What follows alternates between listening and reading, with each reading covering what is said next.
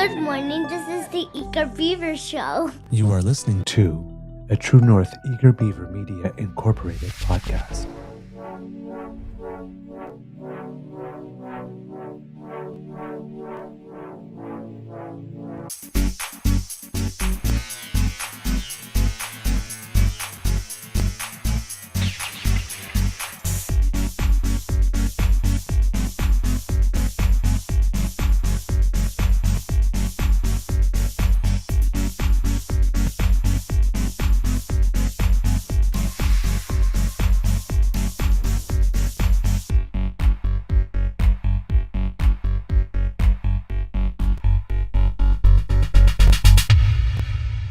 True North Eager Beaver podcasts are proudly brought to you by our founding sponsors, the Miss V Mysteries from Corvid Moon Publishing, your source for science fiction, fantasy, and cozy mysteries featuring a broad diversity of characters.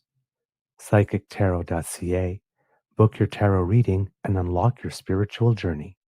And the Pepper Master, hot pepper sauces made from farm-fresh ingredients to thrill your taste buds and expand your mind.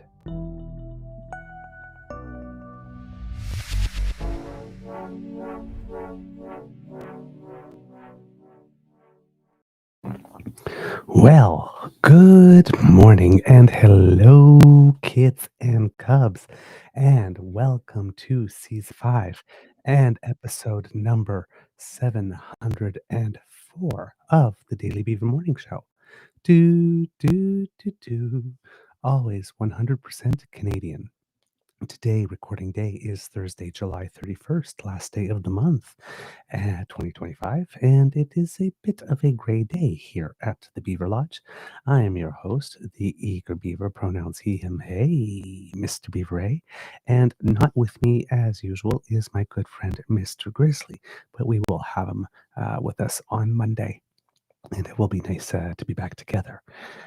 Big thank you goes to our podcast founding sponsors, the Pepper Master, the Miss V Mysteries from Corvid Moon Publishing, and PsychicTarot.ca. Kids and cubs, since Mr. Grizzly is not here, how is your mental health doing today? To be totally honest, mine is good overall. However, I'm a little tired. I will admit. It's been a week of short nights. And yesterday was a very busy day, of course, because my beaver sweetie is getting ready to go to Romania for a month and, making all the final preparations. And I'm helping as much as I can with that. So, yesterday was a very domestic day, making sure that there was laundry done because packing is going to be happening today.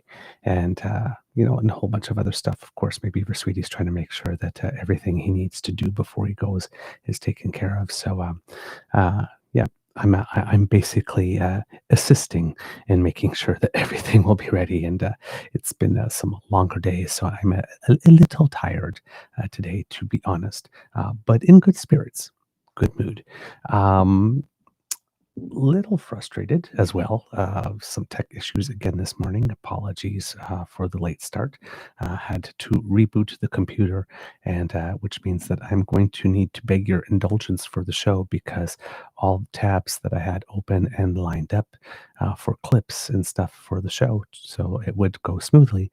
Of course, I lost all of those when I had to reboot, and there wasn't enough time to set them all up. So there will be a little bit of fumbling today.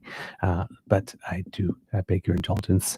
I know you always grant it, but I figure I'd give you a little bit of a heads up. All right, let's look through the magic mirror and see who has joined us today. Kits and Cups, we have Kit Uncover with us. We have Kit Saucy with us, Kit Linda M. So good morning to all of you. Kit Elaine saying good morning, everyone. Kit Carol, hello, Nona. Lovely to see you. Kit PNC Bio says good morning to everyone as well. We have Kit Cassie with us saying good day, Lodge. Good day to you and to the cowboy. We have, who else? Kit Jillian, who says good morning. Hello. And Kit Taffy G as well. Found you. Yes, indeed you did. Thank you so much for finding us. Who else do we have with us? Kit Grace. There we go. Hello. Cat W is with us, and Kit Bucky as well. It's so lovely to have you with us this morning. And see who else is here. Anybody else get in? I'm guessing that's ill today. I'm hoping it's not ill today. And then I'm reading it wrong, but it looks like ill today on my screen.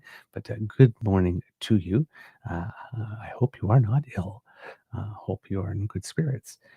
We have Kit Frankie here, and that is um, with some interesting personal news there. And yeah, so sorry to hear about your friend. Um, I hope that everything will ultimately be okay. Who else? Kit Mike H is here, sliding in, saying morning all. And I think I might have everyone here. Wow, lots of chat already. And Kit Tim, who slides in and says hello. Hello to you. All right, kids and cubs. One major story, of course. How can it not be the major story? The fact that the Prime Minister of Canada has joined his counterparts from France and UK in the recent statements and has announced impending recognition for the state of Palestine to be announced, I believe, at a UN meeting scheduled for September. Of course, there were some uh, caveats to that. So it wasn't necessarily the same announcement as France made or the same announcement as the UK made. Canada had its own specific little caveats around that. We'll discuss this a little. I'm not going to get in depth with it for two main purposes. Number one, totally transparent. I haven't had time to look into it as much as I would have needed to with all the stuff that's going on over here in terms of the preparations. So I don't really have much value added to add myself at the moment. And then, of course, as we keep on saying, as our personal caveat here, again, we're dealing with a situation that has many, many, many years of history and complexities, and not necessarily our wheelhouse and our strong point. So uh, we probably won't have that much of a hot take in terms of analysis at the moment. I usually um, my personal preference is to defer and wait when there's some big news like this that has lots of historical context, to wait a couple of days and see what's going on and get something beyond the hot take and try to listen to some people who know more about these things, brains much better than mine on this, and then sort of get an overall lay of the land and then try to bring you some analysis of our own rather than just the hot take. I know in this day of clicks in the instant on-demand world and whatnot, everybody wants the hot take right away. We're okay with being a couple of days later than everyone else with our hot take, uh, but making sure that we have one that is rooted in fact and logic, reason, that type of stuff. But we will relate a little. We will talk about it and relate some of the events, but we're we are not there yet with the level of content that we like to present with the knowledge of this and what it really changes on the ground and uh, all the various different ways that this plays out, because you can bet that this type of announcement is not only going to be about the announcement itself, but it's going to have all different types of political ramifications. And given that there's so many players that are involved in this or want to be involved in this or try to use this subject in order to advance their groups, their organizations, their causes, um, and not all players are necessarily of good faith when we're doing this. Um, it becomes a complicated story. You can take it so many ways, right? You can look at it, what's the difference on the ground over there? You could ask, will these changes have any real any material difference into what's going on day to day um, there. You can uh, you can have the whole discussion about what this means domestically and how the various political parties and factions here in Canada will choose to spin or use this news. You can have Skid Uncover has let us know in the chat already and has sent me something. It seems that the President of the United States decided to stick his nose into this and said, saying that it's going to have some consequences for a trade deal with Canada. There's also bit players like, for example, that guy, um, that singer from the Christian rock singer with a interesting uh, recent past, I would say. On his for some reason waging a personal crusade against Canada, taking that and trying to spin that for his own use. Um, as soon as we start talking about this issue, right, um, there's a lot of people that try to stunt or use it, to promote whatever it is, whatever message that they have, and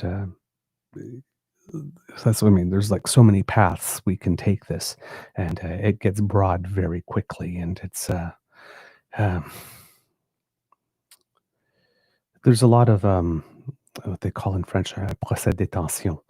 A lot of people putting people's intentions uh, on trial, taking words that other people say and then omitting words or slightly re-editing the words and stuffing those words in the other person's mouth and then responding to what they needed that person to have said in order for what they're going to do next to work. And it gets messy, especially if you're a show like us that likes to try to bring a little bit of political literacy and try to explore a little bit uh, why certain people or groups would take certain positions and what that could mean strategically for them in a pure politics sense.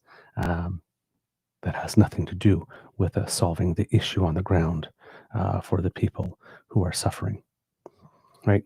Uh, in some cases, some people take these issues and then run with it and do their own thing, and it becomes very clear very quickly that the last of their concerns is actually the people on the ground, right? So it's hard to see clear through all of that in fewer than 24 hours. There's a lot going on. So, like I said, so we like to sometimes take a step back and have some more detail. So we'll talk about it a little bit, and we are already, but we'll have some updates as well on some various other recent stories today that we are touching, that we've been touching on over the past little while. Before we get into it, however, there's a couple of things that I wanted to mention because I had been talking about it. uh, I have been had it on my list to talk about it for a couple of days, but we just get into the show and then I go off in other directions and I haven't touched upon it. So we're a couple of days late on this, but on Monday was a big day in Canada for our Acadian population. It was the day where we commemorated Le Grand Dérangement, as we call it in French, or in English, I believe they call it the Great Upheaval. Um, and that was basically a commemoration of back when in 1775, the British um, basically had a forced deportation of the Acadian people. If you're wondering why there's lots of French names in Louisiana, for example, that would be one of the reasons. So it involved the expulsion of approximately 10,000 Acadians from their homes in New France, or Nouvelle-France, primarily Nova Scotia, New Brunswick, and Prince Edward Island. Many Acadians perished during the deportation due to disease, starvation, and shipwrecks, and those who survived were scattered across various locations, including the British colonies, France, and the Caribbean. Um, so it is it's an important day.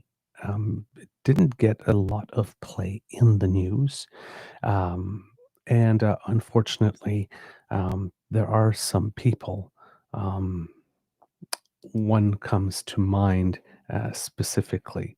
I believe a journalist. His name is David Staples, if I remember correctly. I'm just going to check here to be sure. Yep, David Staples here describes himself as a provincial and national affairs columnist for the Edmonton Journal. And, well, he decided to try to take this issue and politically do with it what a lot of people are doing with the indigenous issue when we go back and we talk about residential schools and that type of stuff.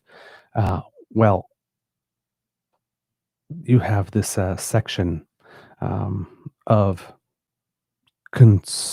what's passing these days for conservatives that say that oh, those were people in the past who did that. It's not us today, and why do we keep on going there? We're trying to make white people feel guilty. That thing that again keeps on happening in the United States that some people are trying to import here, and yeah, this David Staples guy, who apparently is a columnist, uh, as far as I'm concerned, tried to stunt on this by trying to make it a white persecution thing.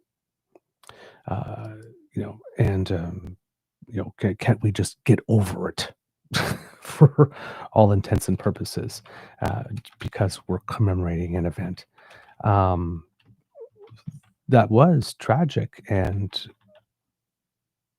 meaningful for a lot of people. This is a part of a lot of people's history. And, well, it seems that, how would I put it? Um, the call is coming a little bit inside the house here because Fred Delory, of course, as we know, as being a pundit in conservative circles specifically, um, his family has Acadian roots, Acadian background, and there was this back and forth between Fred Delory and David Staples on this matter, where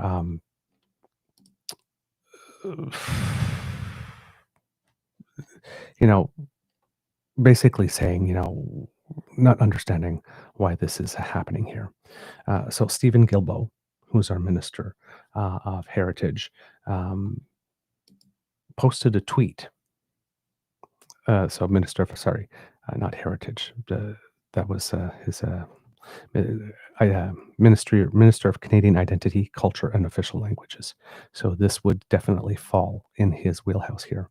And he posted a tweet that said, "Today we remember July 28th, 1755, the day of the Great Upheaval, when Acadians were unjustly deported and uprooted from their lands. The history of the Acadian people is one of resilience and pride, and it continues to shape Canada for the better." And then you had David Staples who popped in. "This happened generations before any of us were born. Why dwell on it? Is your goal to make us all feel bad about Canada? How will that play out over time? Watch what you wish for." Right? This comment is unnecessary. It's unhelpful. Clearly playing for clicks here on the white grievance thing. Then he goes, "And I'm not saying we should not study history. I study it intensively." Well, if you did, you would not be making this comment.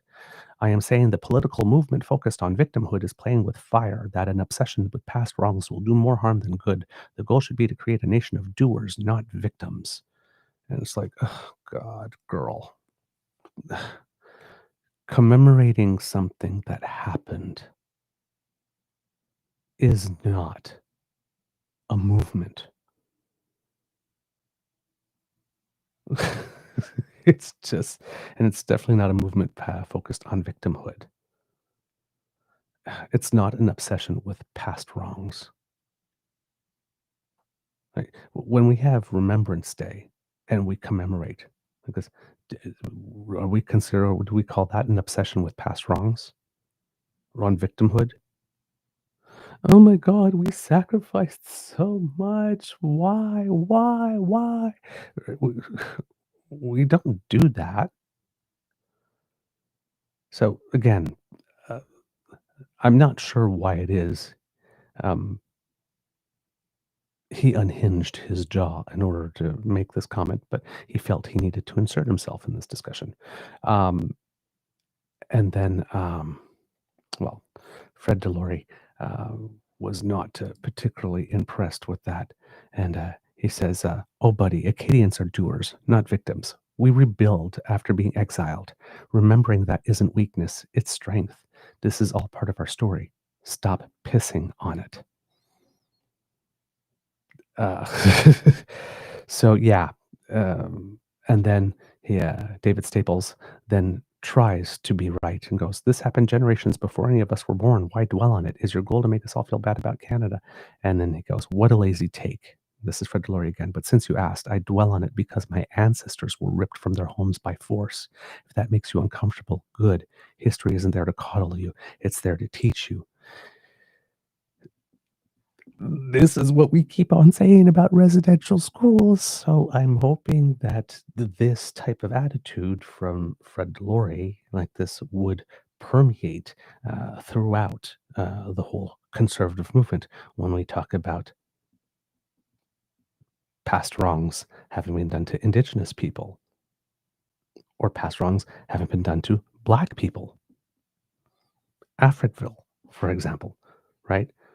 So when or slavery, because there was some slavery for a while, or when Saskatchewan um, uh, was um, le bercail, the words are coming to me in French today, sorry, the cradle of the KKK in Canada, right? It's not dwelling on past wrongs in order to make, uh, to fit into some victim movement, right? It's as Fred Delory says here, because it has something to do with our ancestors that goes from generation to generation. Yes. And people should be able to talk about the history of their families without some people to whom the history is not related, because it's not their family, piping in and deciding to have an opinion and centering themselves into this. Right? This seems to be a thing on that side of the political spectrum, just like Danielle Smith did with that report in Jasper. She centered herself in the middle of that, right? And said, "Oh my God, I can't believe you attacked us." This is some guy, columnist, that turns around and said, "Oh my God, we're talking about the Great Upheaval. Everybody talks about it all the time. Like, to be totally honest, I almost never hear of commemorations from the Great Upheaval in my entire life. I've never this is the first time I've seen it get this much attention, right? It's not like there's been this heavy political movement for years and years and years saying, "Oh my God, this terrible thing happened to our family in 1755, and yeah, we demand reparations," or this type of stuff, right? Or, "Oh my God, all you English people are terrible." Right? There's no big movement of francophones in Canada uh, on that. It's just not a thing. So we have this guy, David Staples, who decides, "Oh, it's Le Grand Dérangement. Okay, somebody, white Anglo-Saxons did a terrible thing back in 1755, and somebody's talking about it today. So I'm going to insert myself into that conversation on a day of commemoration and say, 'Why are you trying to make me feel bad about being a white Anglo-Saxon?'" It's like, nobody's trying to do that. Just why are you so thirsty for attention? So yeah, it's just but the concept that history isn't there to coddle you, it's there to teach you. It would be nice if that line of thinking was universal to any type of subject of this type when we commemorate something terrible that happened, when we take some time to remember. Anyway, not sure why it is that David Staples this year decided uh, to make himself the victim as he's complaining about a victimhood movement. But yeah, there you go. He decided to do that. It didn't work out well for him. Didn't work out well for him. There were some other people, Bruce Anderson, a man I respect very much, turned around and it was like, Team Delory, Team Delory on this one. But for our friends, nos amis acadiens et acadiens, sorry that we didn't talk about that until today. But to be totally honest, again, other than having learned about it in school and read a book about it, I can't remember the name of it off the top of my head, but a great book about it. Actually, it was a fictional story, but set in that time, and it's one of the classics of Canadian literature. And hopefully, I will remember the title before the show ends, so I can tell you what it is. But other than reading that book, and having taken a visit or two down there, where I've gone to some place, where they talk about it like a museum or or a tourist attraction of some kind. I never hear about this issue ever, ever. I mean, so much so that when I saw The Great Upheaval written, I actually had to Google it because I didn't know what it was called in English because I studied this in French. Going, The Great Upheaval, what's that about? Oh, the God, yeah, I go, okay, I know what that is. So, I mean, it's not like there's a movement at all. So yeah, very weird that Mr. Staples would decide to take this issue and try to score some types of points for the white grievance movement based on it. Just really weird. The other thing that more yesterday, if I'm not mistaken, yep, if you live in Newfoundland and Labrador, or as Todd Matlin had this wonderful short video apologizing for having called Newfoundland the wrong thing all these years. He says he now knows that it's called Labrador in the other place. But if you're in the other place, yesterday was the 207th Royal St. John's Regatta. And it's always a big event there. And since we have a little bit of a story here from CBC, take a look. In St. John's, Newfoundland, the city's annual regatta got underway earlier today, widely known as the largest garden party in the world. The event draws tens of thousands to the shores of Kitty Vitty Lake. The CBC's Jessica Singer is at the start line with more. It is the 207th annual Royal St. John's Regatta here on a beautiful day at Kitty Vitty Lake. Gorgeous sunny day, perfect weather for rowing. As we know, this is one of the oldest organized sporting events in the entire continent throughout North America, and it's also the only civic holiday in Canada that is dependent on the weather. So fortunately, the sun is shining bright here today. This is about so much more than just rowing. Throughout the day, around 50,000 people head to the Kitty Vitty Lake to enjoy in so many different festivities with family and friends. There are international food vendors, local fish and chips. We have the classic carnival food, cotton candy, my favorite, popcorn, candy apples, and I know that the youngsters like that the most, but they're also here for the rowing, cheering on their loved ones from the sidelines. I don't know a lot, but I know she practiced a lot and she's really strong. This year is, of course, different from previous years because we are celebrating in July. The regatta is typically held on the first Wednesday of every August, but because of the Canada Games happening in St. John's next week, the event has, of course, been moved to July. There's also many other firsts happening at the regatta this year, including the first co-ed race on the waters. Jessica Singer, CBC News, Kitty Vitty.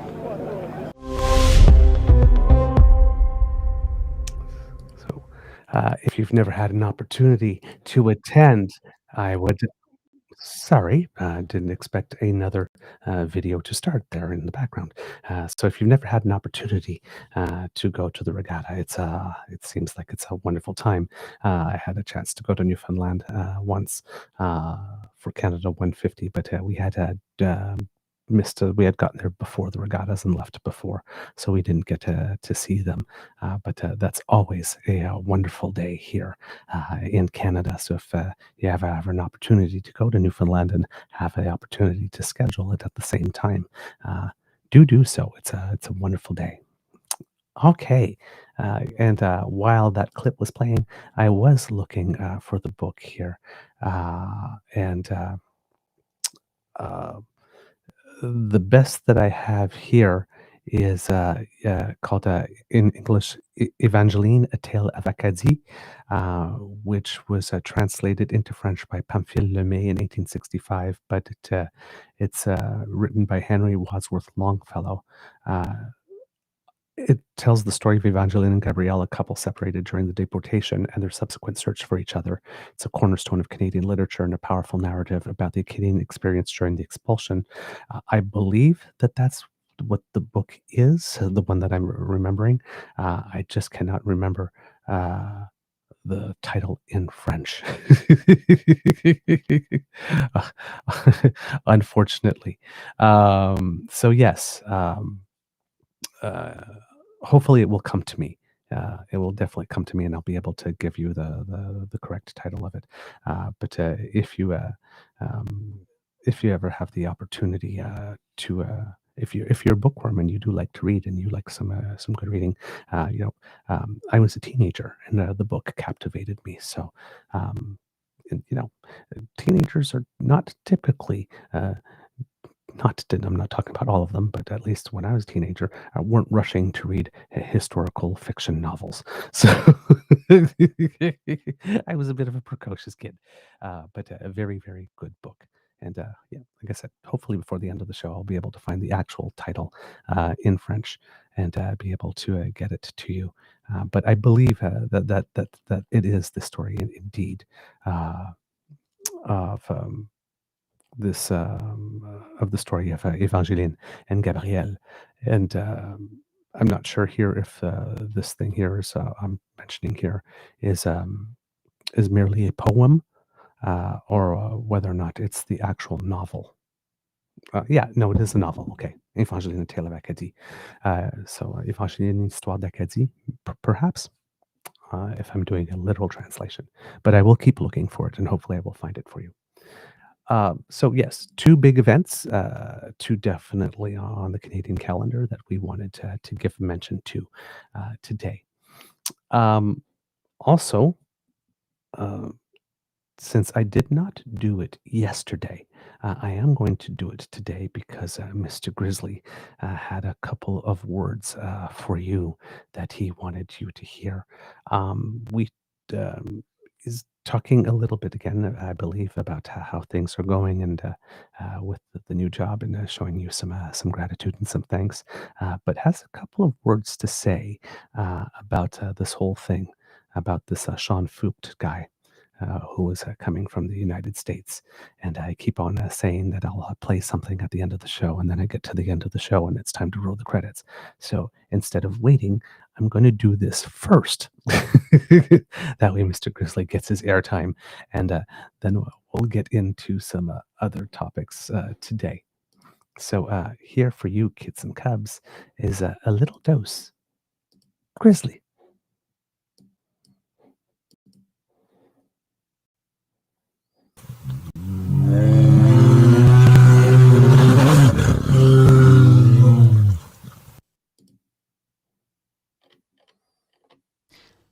So, hey, kits and cubs, I need you to answer a question for me.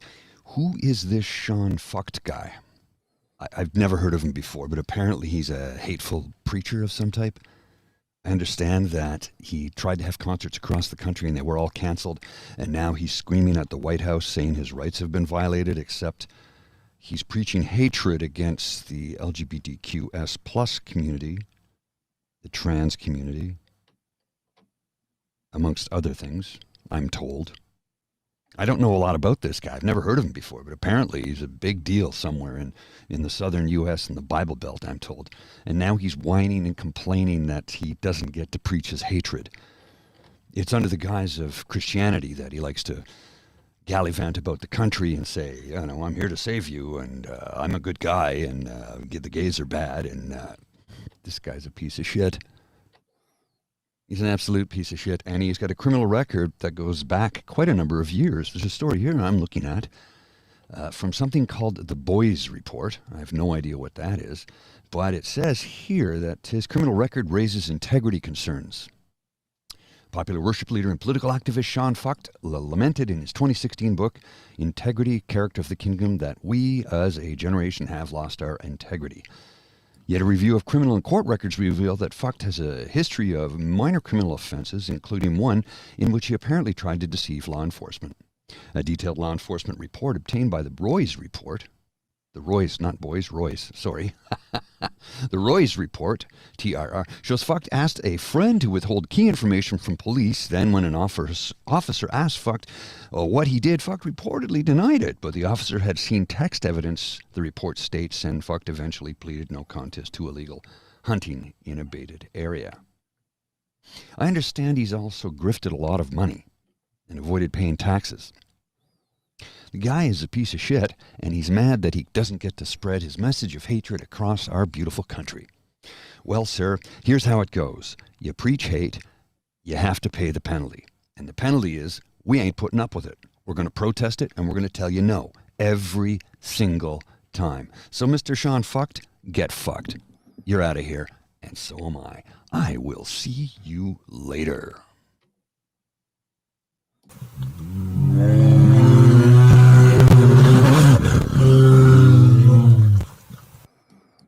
So there you have it, kids and cubs.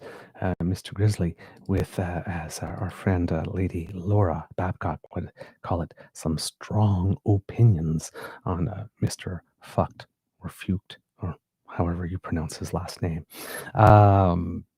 So there you go, kids and cubs.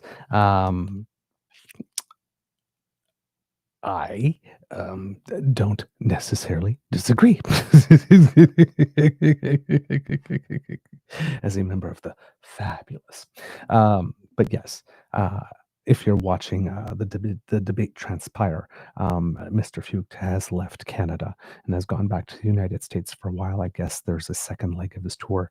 More permits are being canceled. I believe the city of Winnipeg has done it, and city of Abbotsford as well. And I was thinking about it more yesterday, and Mr. Feutch is still trying to play persecuted. And again, there's a lot of people in Canada that have decided to take this story and run with it and to try to score points of their own for a whole bunch of other stuff.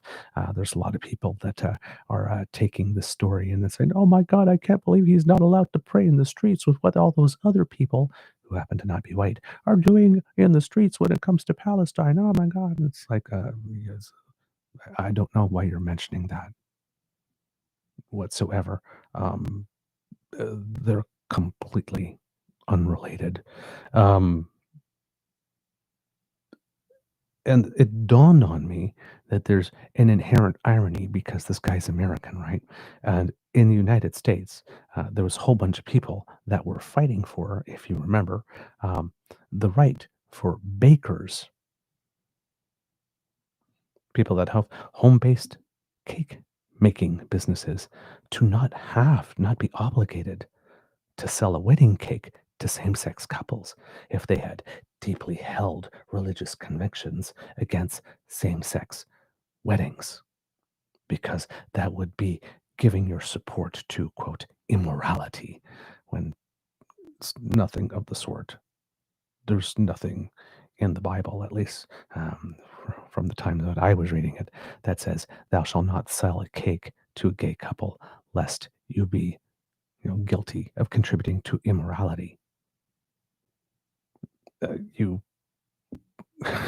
Right? I remember judge not. I remember do unto others. I remember, right? So I'm sitting there and I'm thinking, why do you have a problem with people who manage something that provides a service, deciding who it is they want to serve or not. I mean, if to you, making a cake and somebody coming in and say, I want a cake, and that is it, that's where the contract, it's a contract. I ask a cake, you produce a cake, I pay you money for the cake, I walk away with the cake. What I do with the cake is none of your business, right?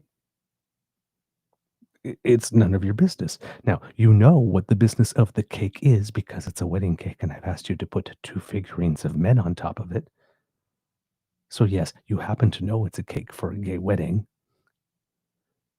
because of the decorations, but I'm not asking you to come to the wedding. I'm not asking you to sanction the wedding. I'm not asking you to approve. I'm asking you to sell me a cake.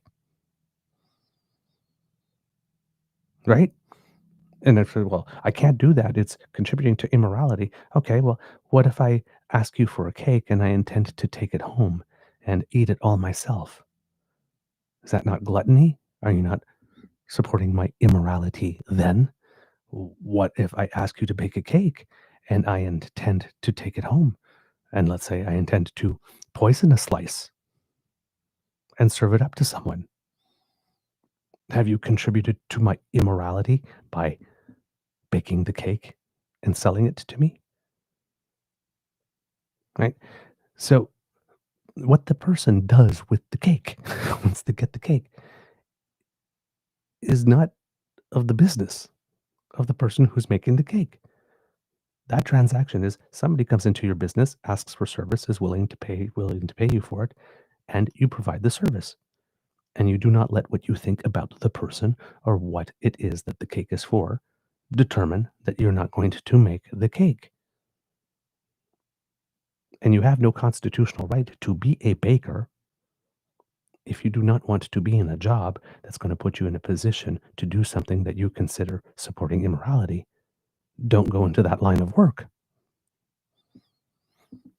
Right?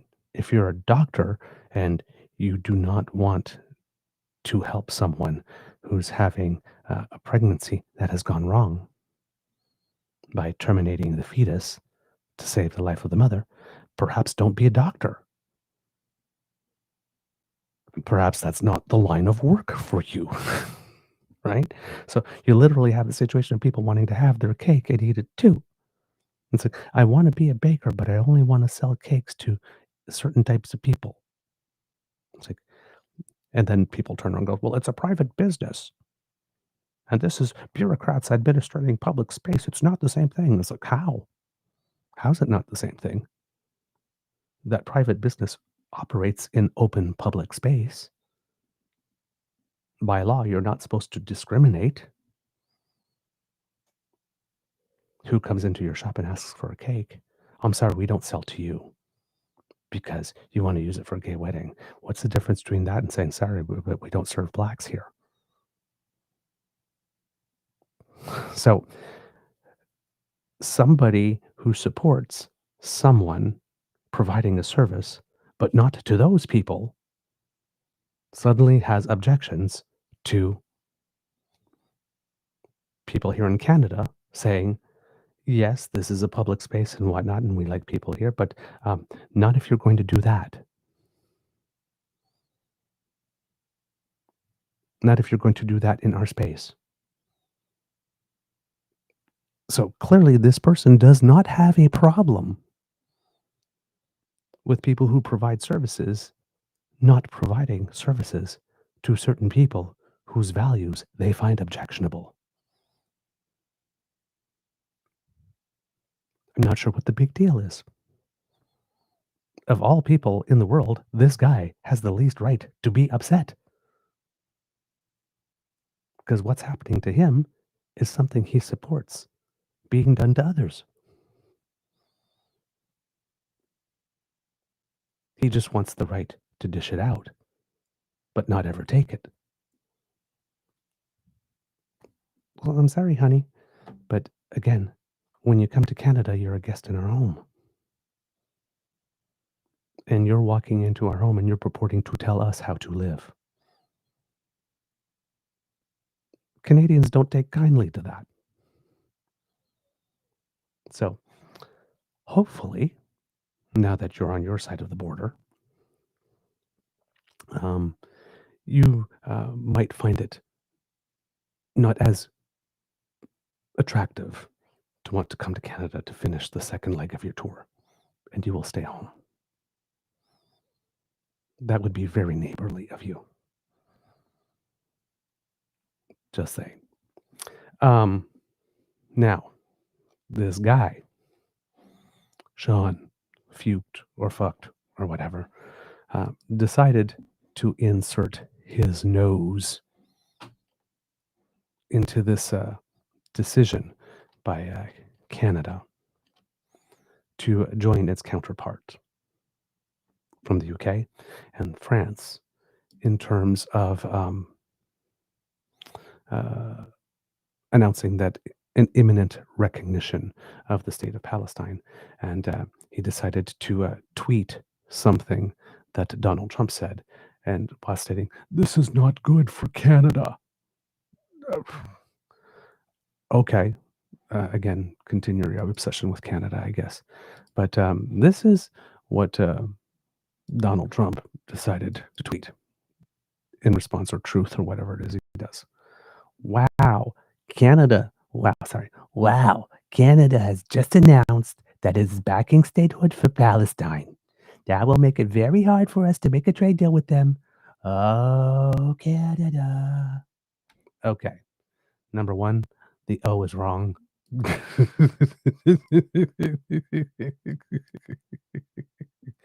And again, this again is a statement for domestic consumption for the base of the MAGA base.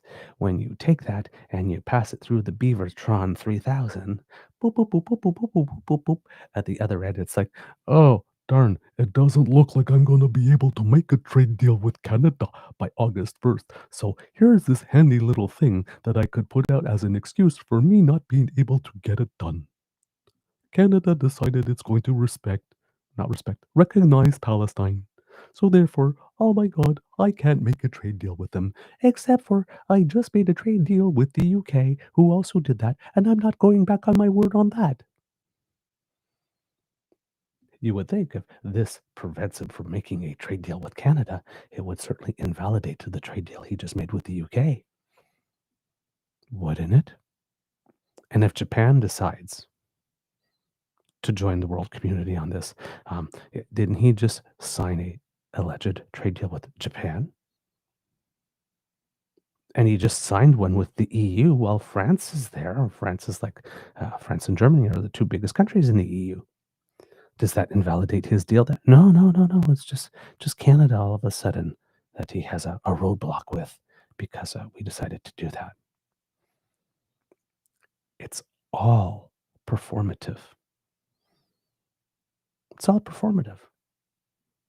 This is IQ 47 telegraphing that he doesn't have a deal, or might not have his deal, with Canada by checks watch tomorrow.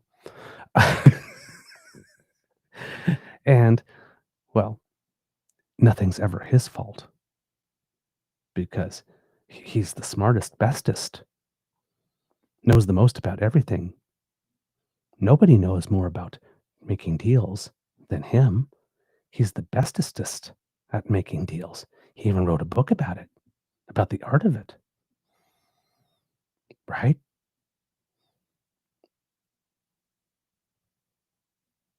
Pretext. Oh, big bag, evil, nasty, mean in Canada. Oh my God, they decided to recognize Palestinian statehood. I just cannot possibly make a deal. I just can't. I can't. My morals, or my no, I don't have any of those. My sense of propriety. No, I don't have that either. I'm it's not credible. It's merely pretext. So, it's looking like there will probably not be any trade deal announced tomorrow, because he's found a way to chicken out from making one. Or another reason to delay is because Trump's favorite thing is to keep people destabilized. So this gives him the out that he needs, right? In order to do that, Prime Minister Carney also seeming to believe that there will be no trade deal by tomorrow because from the Canadian side, much more demure and thoughtful intervention in that Prime Minister Carney and everybody on the Canadian trade side is basically saying, well, if we don't have a deal by August 1st, we'll just keep talking. So preparing us for the fact that we're going to keep talking, but Trump, of course, can't just admit that he wasn't able to get it done.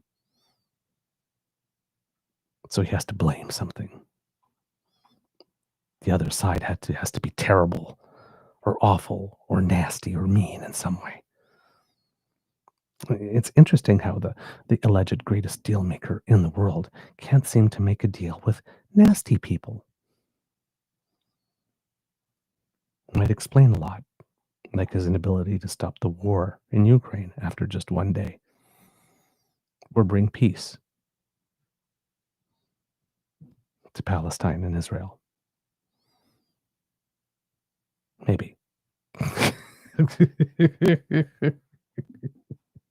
But it's not because he failed. Nope, not at all. Because somebody did something nasty. All right. God, these people, they're exhausting. So, getting to the main issue here, this is from Marco Vigliotti from iPolitics. We have, oh, sorry, that's yesterday's article, I believe, which I had already read to you yesterday. So let's try this instead. Still by Marco Vigliotti, editor-in-chief of iPolitics. Prime Minister Mark Carney says Canada will recognize Palestinian statehood, but only if elections are held next year. Certain reforms are made, and Hamas agrees to not participate in a future government as well as lays down its arms. So there are 3 caveats here. But it gets a little more complex. If the conditions are met, Carney said Canada intends to recognize Palestine at the United Nations General Assembly next session in September. He also called on Hamas to immediately release all hostages taken in the October 7th, 2023 attacks against Israel. Quote, Canada will always steadfastly support Israel's existence as an independent state in the Middle East, living in peace and security. Any path to lasting peace for Israel also requires a viable and stable Palestinian state, and one that recognizes Israel's inalienable right to security and peace, Carney told reporters. The Palestinian Authority, which only controls the West Bank, has given assurances it would meet the conditions. Carney said he spoke to Palestinian Authority President Mahmoud Abbas earlier in the day. Hamas largely controls Gaza, though its grip on the territory has been weakened over the course of the 2-year war with Israel. Canada's announcement comes only days after United Kingdom Prime Minister Keir Starmer announced his government would recognize Palestine in September unless Israel agrees to a ceasefire in Gaza, allows the flow of aid to residents of the territory, and takes other steps to ensure peace in the region. So you can see the UK has different caveats than we do. Starmer also said Hamas must release all the hostages it holds, agree to a ceasefire, quote, except that they will play no part in the government of Gaza and commit to disarmament. That's, of course, that Hamas will play no part in the government of Gaza is also one of the conditions that Canada has here. But if we're looking at these caveats, right, what is the likelihood that Netanyahu and cabinet, some of whom are even more right-wing than Netanyahu is, will agree to a ceasefire in Gaza by September? What are the odds that they are going to allow the flow of aid to residents of the territory? The government of Israel seems perfectly fine with images of very, very, very emaciated adults and children circulating around the globe. The government of Israel seems to have no problem with aid workers, even from allied nations, only getting one meal a day because there's not enough food getting in to even feed them. The government of Israel seems to have no problem with people showing up for food drops, which are not control and it's just mayhem. Why not? Being shot and killed as they're trying to get whatever food there is. They seem to have no problem with that. And that's with all the world pressure that's already going on. And ICJ decisions and court cases and even its allies turning on them. Nothing so far has appeared to deter them. And I don't want to go down the negative route saying that nothing will. Maybe there is something that will switch it up. But we know that Netanyahu personally has other motivations that are very, very, very personal. And that so far, nothing, and I mean absolutely nothing, has made him lose sight of his primary objective. So, does this mean anything in the end? Right? When it comes to Canada, when we're talking about our sort of caveats here, if elections are held next year, how do we hold elections next year in Palestine?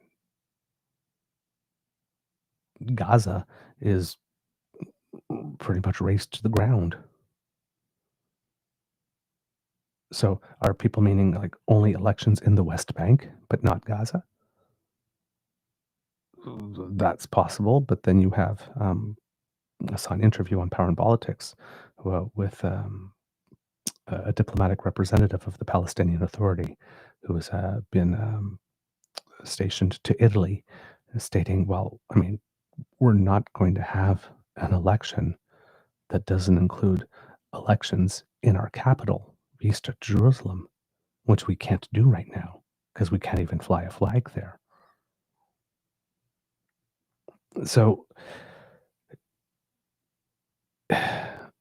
it's nice to get a commitment to hold an election, but if the Palestinian Authority or some people are saying, well, we can't hold an election if we can't hold an election in our capital, then if there's no opportunity for an election, how does the caveat get met? So what kind of declaration is this really? Canadian position does get a little more complex, however. So we'll go back to the article and we'll get to that part. Carney held a virtual cabinet meeting earlier in the day on Tuesday to discuss the conflict in Gaza and U.S. trade issues. After the meeting, the Liberals held a national caucus call, as iPolitics exclusively reported, citing sources within the party. Soon after the announcement, Israel's ambassador to Canada said the country would, quote, not bow to the distorted campaign of international pressure against it. Israel had its typical reaction when this thing comes. They reject everything. We just reject it. And you're helping Hamas. And that's basically where it ends. Edo Moed said in a statement that recognizing Palestine, quote, rewards and legitimizes the monstrous barbarity of Hamas. The Conservatives also condemned Carney's decision as sending, quote, the wrong message to the world that violence and terror are effective tools for achieving political objectives. So again, you have the Conservatives in Canada who, if you've been paying attention, are all in 100% support for Israel. Israel can do whatever it wants, to whomever it wants, however it wants, and all of it is legitimate self-defense. And any modicum of criticism about the tactics being used is you being an anti-Semite for all intents and purposes. That seems to be the Conservative Party of Canada's position here. Quote, if the government recognizes the Palestinian state now, it is impossible that Hamas will not play a central role. Surely Canadians cannot support validating Hamas with the status of government. Nobody's talking about validating, giving government to Hamas here. This is a very disingenuous statement from the Conservative Party of Canada, and they know it. iPolitics and other outlets reported on Tuesday that Carney was weighing recognizing Palestinian statehood, and the issue is expected to be discussed at the cabinet meeting. France said last week it would recognize Palestinian statehood, but without conditions. French President Emmanuel Macron said Friday there was, quote, no alternative to recognizing the state of Palestine and intends to do so at the UN General Assembly in September. Now you have to understand, kids and cubs, that of all the member nations at the UN, 147 of them have already recognized Palestinian statehood. But a lot of the big players haven't. But 147, so 4 out of every 5 seats at the United Nations recognizes Palestinian statehood already. The Prime Minister's office said Carney spoke with Macron on Wednesday, and the two leaders, quote, discussed the rapidly deteriorating humanitarian disaster in Gaza, emphasizing the need for international cooperation to ensure peace and security in the Middle East. The Liberal government announced last week it was providing $10 million to support the Palestinian Authority's preparations to lead a globally recognized country that includes Gaza and the West Bank, as well as an additional $30 million for humanitarian efforts. So that's sort of like the broad outlines here. Now, it would seem that Canada's 3 conditions are not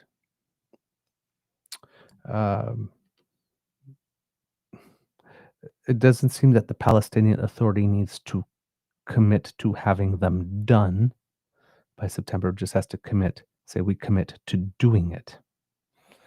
And basically from the readout from the Prime Minister's call with the President of the Palestinian Authority, Mahmoud Abbas, it says here, and this is from the Prime Minister of Canada's side of the discussion, the leaders discussed the rapidly deteriorating humanitarian disaster in Gaza. Prime Minister Carney reaffirmed Canada's commitment to a 2-state solution, an independent, viable, and sovereign Palestinian state living side by side with the state of Israel in peace and security.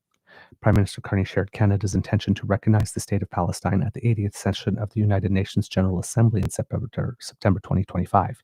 He indicated that this intention is predicated on the Palestinian Authority's commitment to much-needed reforms, including the commitments by Palestinian Authority President Abbas to fundamentally reform its governance, to hold general elections in 2026 in which Hamas can play no part, and to demilitarize the Palestinian state. Prime Minister Carney welcomed President Abbas's commitment to these reforms. So it seems that all the government of Canada needed was for the president of the Palestinian Authority to commit to these reforms, and he said yes. So it seems, based on this, that the recognition of the Palestinian state is going to happen one way or the other in September 2025. Just because Abbas said, yes, I commit to these. But no actual plan as to when, where, or how these will happen, how the commitment goes from just a verbal commitment to a plan of action that is being implemented, a credible plan of action that is being implemented. There's also some other issues with regard to the fact that there have been no real elections in 19 years. So the president of the Palestinian Authority has been the president for the last 19 years because there's lack of election. And it would seem that in the last time that there was elections, if I understand this correctly, there was an opportunity for Hamas to run as a political party in that election, and Hamas won that election that time around. So Hamas, at the time that last election, did have the support of the Palestinian people because a lot of these movements like Hamas and Hezbollah and whatnot have their military wing, and then they have their political wing. And the political wing often goes into certain communities and does stuff like help with aid and social programs and that type of stuff to earn to earn or to secure, I should say, the support of local populations for these types of things. So it's a complex situation, and the caveats seem to be there to indicate, well, we're not just giving this away, but since the president, all he has to do is say, I commit to meeting these caveats, and doesn't necessarily have to show any work in terms of moving towards that. And to be totally honest here, we're August 1st tomorrow, and the General Assembly is September 2025. I mean,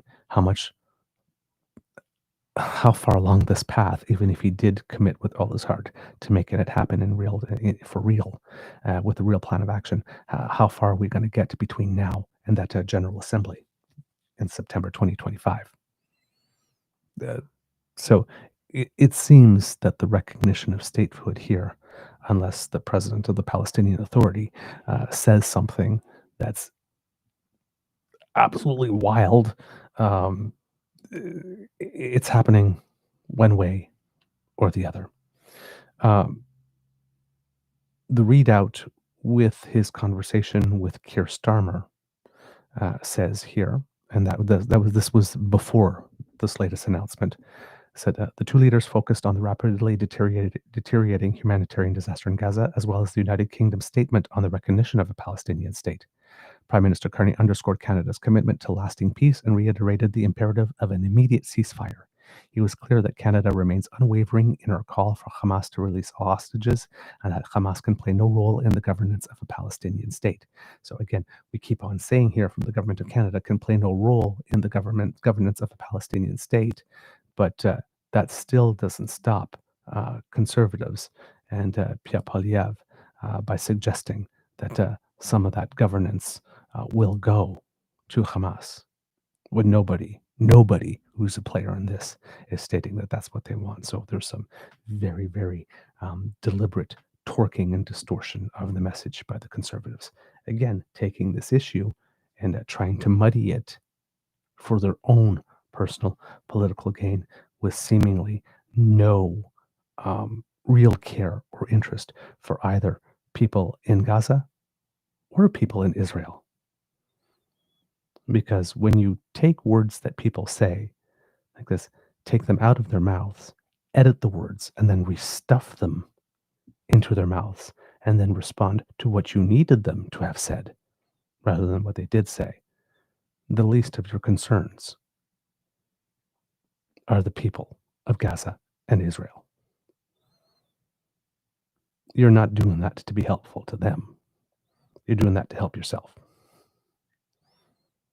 You're taking their tragedy and you're exploiting it for your own personal gain. Prime Minister Carney and Prime Minister Starmer also discussed the work ahead over the next few days and weeks to promote lasting stability in the Middle East, including working with the E3 and other partners to coordinate the path to peace. The leaders also discussed the need for international cooperation to ensure the urgent provision of humanitarian aid to starving civilians in Gaza. And then, of course, prior to that, on July 30th, Prime Minister Mark Carney also spoke with the President of France, Emmanuel Macron, about this. So there's obviously some coordination going on among the partners. And in the readout for this one, it said the two leaders discussed the two leaders discussed the rapidly deteriorating humanitarian disaster in Gaza, emphasizing the need for international cooperation to ensure peace and security in the Middle East. Prime Minister Carney acknowledged President Macron's efforts to advance progress on a two-state solution, including by recently convening the United Nations high-level conference on a two-state solution with Saudi Arabia. The leaders discussed next steps, building on the commitments made at the conference this week. And then, of course, another statement about working closely together alongside the E3 and other allies towards this goal. So I'm going to take a look because E3, okay, this is what it means. It's the leaders of France, Germany, and the United Kingdom. So the two biggest players in the EU, and then the UK come together. So yeah.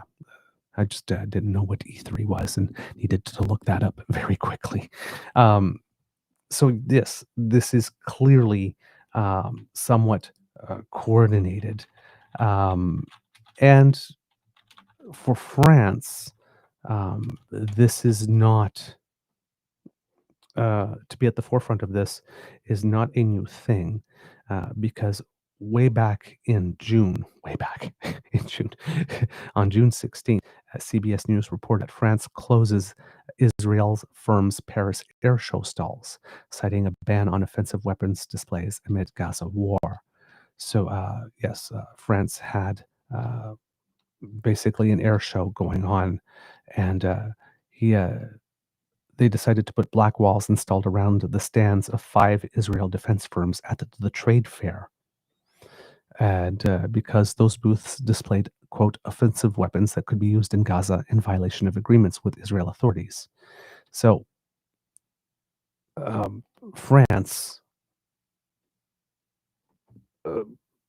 has been a lot more proactive in taking first steps to send the message to the current administration of Israel that it is not pleased with what is going on here. They said here, in the article, it goes on to say, an Israeli exhibitor wrote a message in yellow chalk on one of the walls saying the hidden defense systems, quote, are protecting the state of Israel these days. The French government, in the name of discrimination, is trying to hide them from you. French Prime Minister François Bayrou defended the decision, stating the French government's position was very simple. No offensive weapons at the arms exposition. Defensive weapons were perfectly acceptable. Given France's diplomatic choices, in particular the concern or, in any case, very great worries about Gaza, we could not show that there was a certain distance, which meant that we did not think it acceptable that offensive weapons were in a show like that. And as these offensive weapons were not withdrawn by the Israeli companies, we have temporarily, I hope, closed the stands. So, yeah. And of course, the Israel reaction, as one could predict, President Isaac Herzog said he was shocked by the outrageous closure of the pavilions and said the situation should be immediately corrected. And well, whatever. And then said the French are hiding behind supposedly political considerations to exclude Israeli offensive weapons from an international exhibition, weapons that compete with French industries. This is particularly striking given Israel technology's impressive and precise performance in Iran. Anyway, right.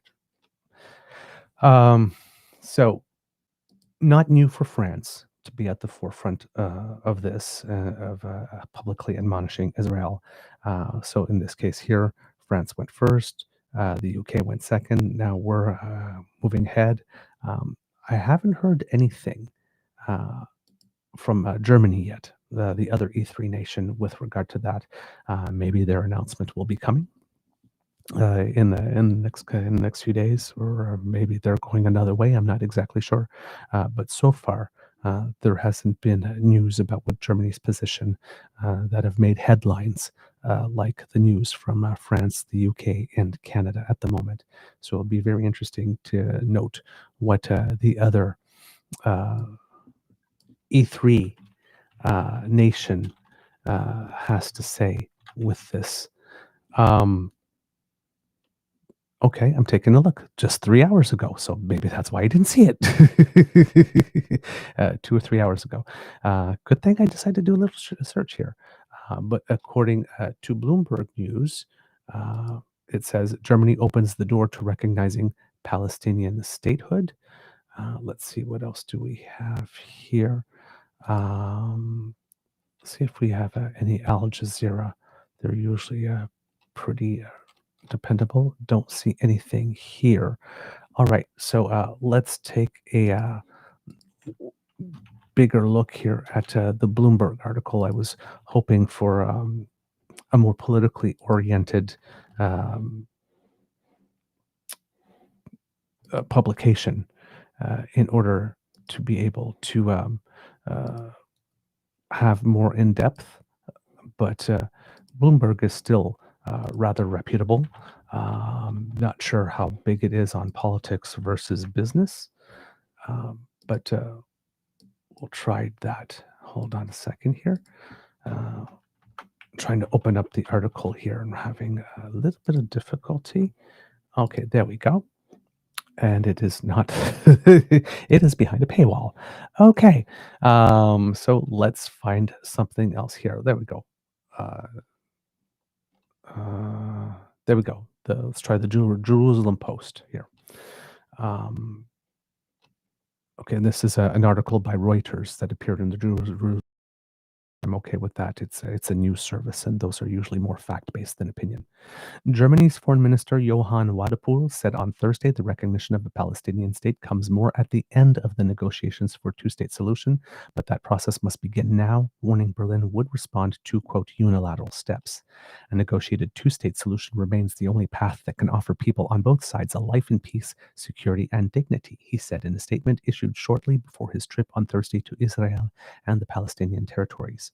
Quote, for Germany, the recognition of a Palestinian state comes more at the end of that process, but such a process must begin now. Wadepool's statements came after a host, France, the United Kingdom, and Canada all declared their intention this week to recognize a Palestinian state during the United Nations General Assembly, which convenes in September. UK Prime Minister Keir Starmer said he would formally recognize a Palestinian state unless the Israeli government takes substantive steps to end suffering in Gaza and meets other conditions. So the UK is saying that we're going to recognize it in September unless, Israel, you do that. And if you do that, then we won't recognize the Palestinian state. So that's, again, a bit of a different angle on the discussion than what Canada and France. France is doing it without conditions. Canada has its caveats on its own, but it seems that all they're requiring from the Palestinian Authority is a commitment to want to meet those caveats and not any necessarily some firm action to do that. And then, of course, the article goes on here. On Wednesday night, Canada's Mark Carney also announced recognition plans, adding, quote, this intention is predicated by the Palestinian Authority's commitment to much-needed reforms. Israel has therefore thus far accused the nations of rewarding Hamas in their intention to recognize the state of Palestine, adding that such recognition would, quote, harm the efforts to achieve a ceasefire in Gaza and a framework for the release of the hostages as per a foreign ministry statement.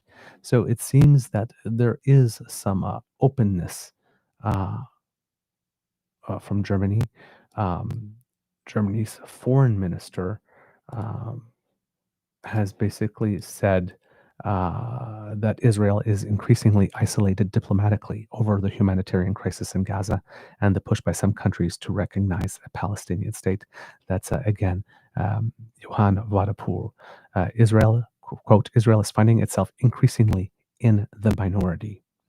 And Germany has been one of Israel's staunchest diplomatic allies, but Wadepool noted, quote, in view of the open threats of annexation by some in the Israeli government, a growing number of European countries are ready to recognize a state of Palestine without previous negotiations. Last week, more than 70 Israeli lawmakers, including some in Prime Minister Benjamin Netanyahu's right-wing coalition, passed a motion urging the government to impose sovereignty over the occupied West Bank. So you can see both sides are really moving in big, different directions. This is almost like a fork in the road moment here.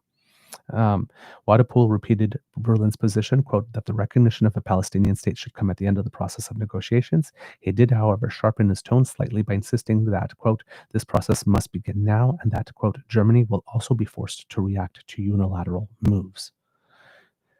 So, yes, this meeting that Wadepool is going to have with his counterpart Gideon Sa'ar and President Isaac Herzog, as well as Netanyahu, might be a little spicier than was originally planned when it was put on the schedule. So there you go, kits and cubs. I believe that that's most of what I have on that issue for the moment. I'm just going to take a look at one more source for you, kits and cubs here, because we should, I've been looking everywhere here, but the CBC, of course, saving the best for last. Quote, the Prime Minister said, preserving a two-state solution means standing with all people who choose peace over violence or terrorism and honoring their innate desire for the peaceful coexistence of Israel and Palestinian states as the only roadmap for a secure and prosperous future. see. Mona Abouamara. So she is the person I was talking to you about earlier on in the show, who's the former chief representative of the Palestinian General Delegation to Canada, told CBC's Power and Politics that she believes the commitments Carney set out are achievable. Quote, the Palestinian people have been living hell for 2 years. They know what they want. They need the opportunity to actually build their own state. The Palestinian Authority currently controls parts of the West Bank, though the Fatah Party, through the Fatah Party, Hamas governs Gaza. Neither territory has held an election since 2006. Carney said Hamas can have no role in the election he is proposing. He also reiterated that Hamas needs to release the remaining Israel hostages and said that Palestinian state must be demilitarized. Going on here. Carney said he had spoken both to Starmer and French President Emmanuel Macron in recent days. Quote, in our judgment and the judgment of others, the prospect of a Palestinian state is literally receding before our eyes. Working with others to support the possibility of a Palestinian state establishes that prospect. Canadian governments previously said they would acknowledge a Palestinian state only after a negotiated peace agreement between Israel and Palestinian leadership. So similar to what Germany's position was before. The foreign minister seemed to open the door to changing that. But Carney said that approach was, quote, no longer tenable. So in other words, the situation on the ground based on decisions that the Netanyahu administration is making make it such that having to wait before there's a negotiated peace agreement between Israel and Palestinian leadership to recognize a Palestinian state is no longer tenable. And I'm guessing that the subtext underneath that is that the Canadian government has lost faith in the Netanyahu administration's desire to even want a peaceful solution or negotiated peace agreement. You know, if what we read in the previous article, if they're talking about taking control, administering the entire territory, that's the direct opposite of a negotiated peace agreement leading to two states living side by side, coexisting side by side. So if that is no longer on the table, right? If those chips are no longer on the international poker table at which everybody's cheating, as Beau of the Fifth Column and Belle of the Ranch liked to call it, then why is Canada sitting at that table and playing that game?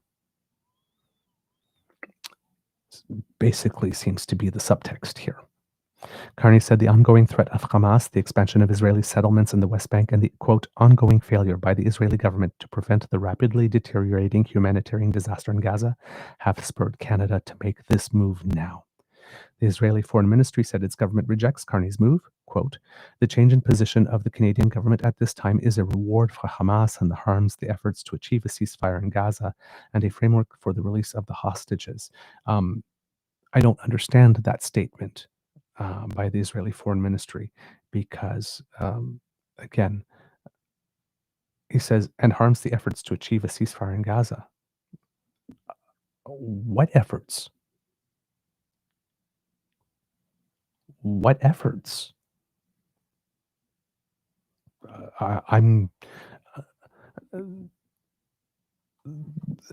There are no efforts. It's the same thing as Putin out there with Ukraine. Trump is talking to him all the time and wants peace and gets mad at Putin every now and then. But Putin says, yes, peace. But first I want to reach out. First I want to achieve my objectives. Your objective is to crush Ukraine completely and take it all over. That's not acceptable. So if you're saying, yes, we want peace, but first I want to achieve my objectives, you don't want peace. Because your objectives are completely counter to, again, Russia and Ukraine living side by side in peaceful coexistence. You don't want that. You want to absorb Ukraine. You have the Netanyahu administration saying this harms the efforts to achieve a ceasefire in Canada, while at the same time it seems that they're declaring No, we're just going to take, the only way for us to keep safe is for us to take this territory over completely. That's not peaceful coexistence side by side, right? So yeah, I'm not sure what the basis behind the statement is. Again, these statements are usually for domestic consumption for the base of the base. And if you interpret it that way, they're still trying to maintain that fig leaf of semblance that, oh, yes, we're willing to negotiate that, but they're not. Everything else that they're doing and saying is showing that they clearly do not. Noah Shak, CEO of the Center for Israel and Jewish Affairs, said in a news statement on Wednesday that Carney's decision, quote, is predicated on misplaced faith in vague commitments by Abbas. Extending recognition absent real change on the ground is a recipe for another failed Palestinian pseudo-state controlled by terrorists. That is a comment that I can understand the basis for its existence, and it's much more temperate than the one from the foreign ministry. That's a topic and a comment that I can engage with and ask about. So yes, given that we're doing this just based on a commitment, but not based on real change on the ground, what does this mean in real life? I have questions about that. How does this really work?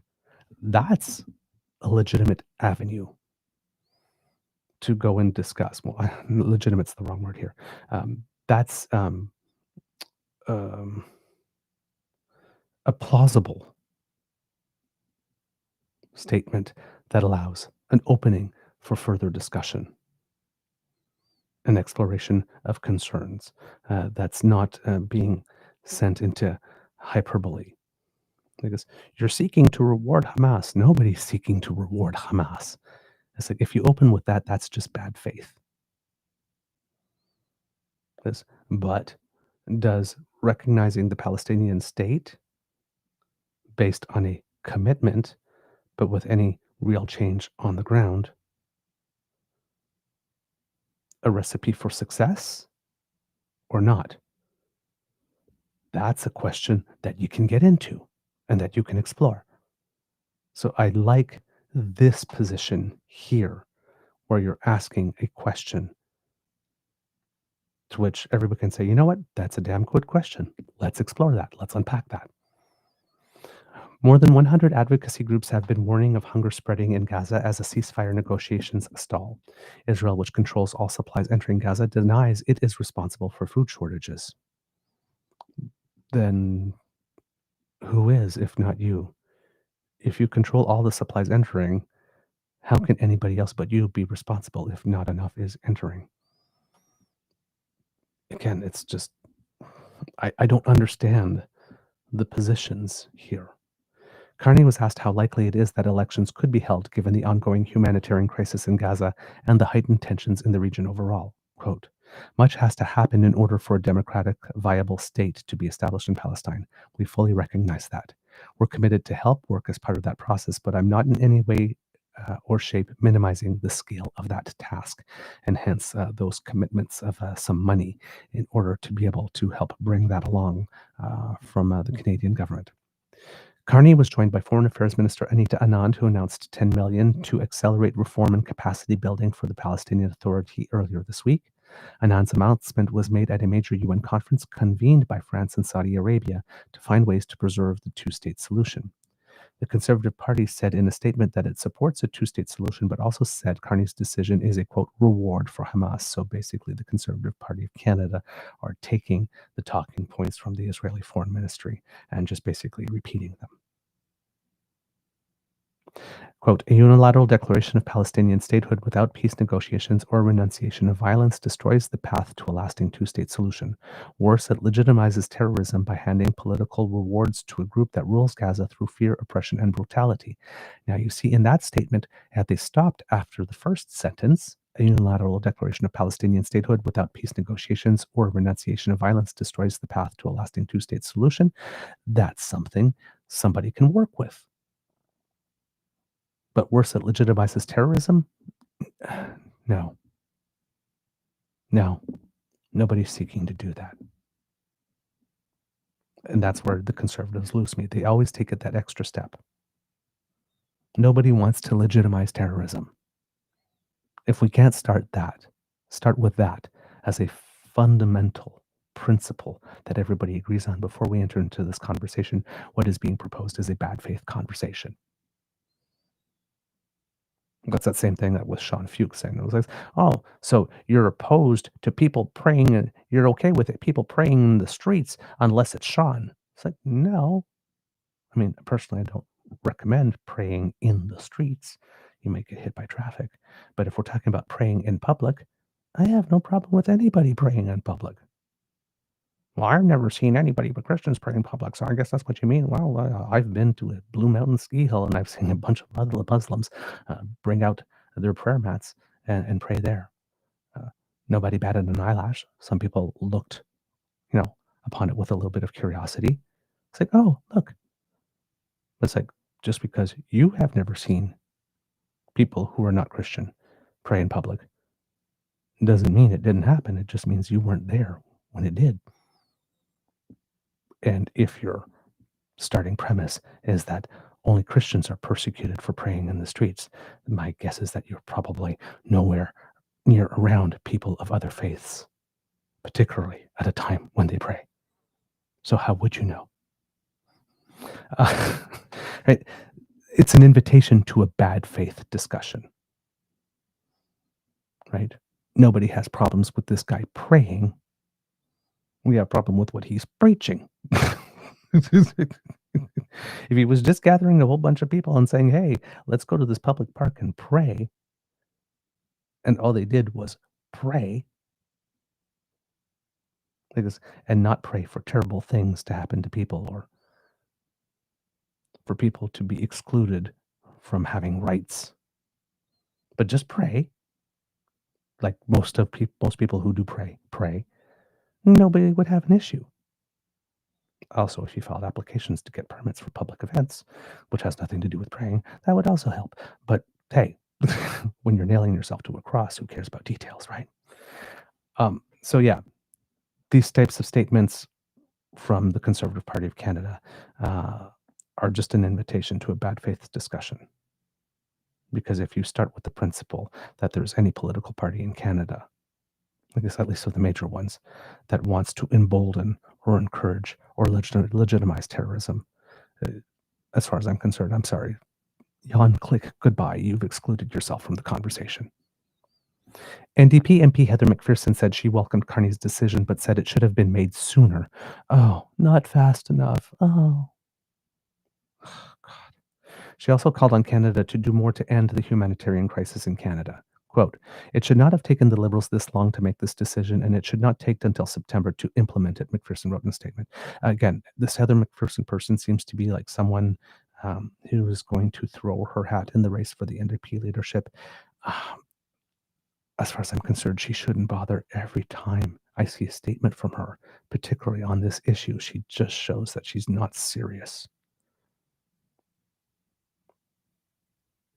She's just not serious. I can't take this seriously.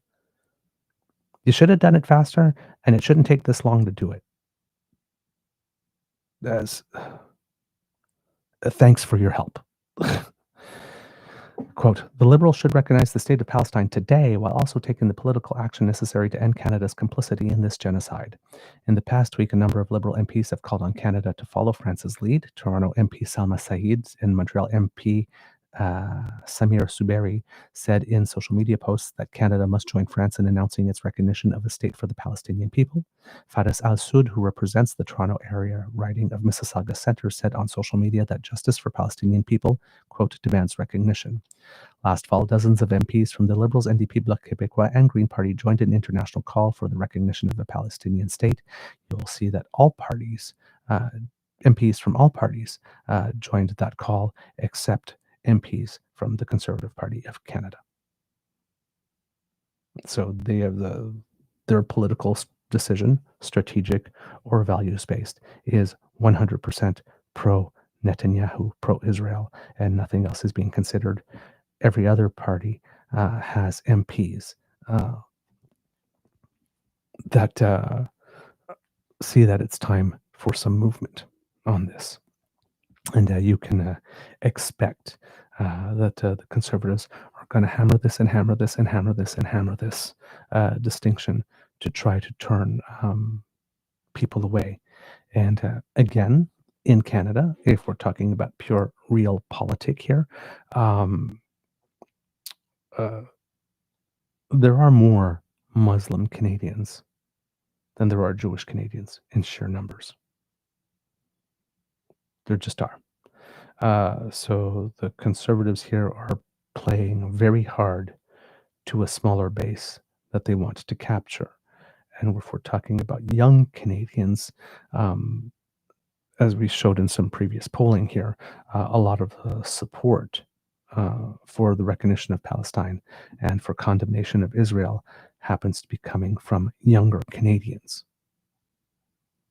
So the Conservatives were really trying to make inroads with younger Canadians, and they will probably lose some with this tactic as well. I'm not sure why it is that the Conservative Party of Canada insists on pandering so hard to Jewish Canadians, particularly, again, when we've seen with past decisions, when it comes time to put their vote where their mouth is, they keep on betraying that community. Which brings me back again to the night of Pierre Poilievre's big vote-a-thon in the House, which he didn't remain for. He let everybody else do his dirty work, in which the Conservative Party of Canada voted against funding a Holocaust museum in Montreal and a Jewish community center in Vancouver. They voted against that on the same day that Pierre Poilievre went to a Hanukkah, first day of Hanukkah lighting ceremony, and then to a fundraiser. So he didn't have to sit in the House and vote no to everything all night long, while his party members did and everybody else, including Jewish MPs who were forced to miss first day of Hanukkah lighting ceremonies. But Pierre got to go, though. He got to go. But he cares about you, Jewish Canadians. He's fighting for you. He's your guy. So long as you don't ask him to do anything that's not performative, so long as you don't ask him to put any money behind it or a vote behind it, oh yeah, he'll support you.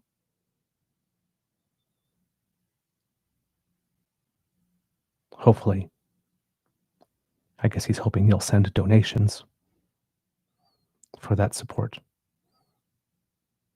But when it comes time for him to vote for money to help Jewish Canadians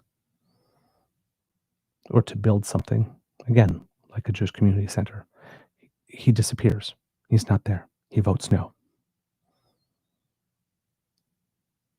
It's pandering of the worst kind. It just is.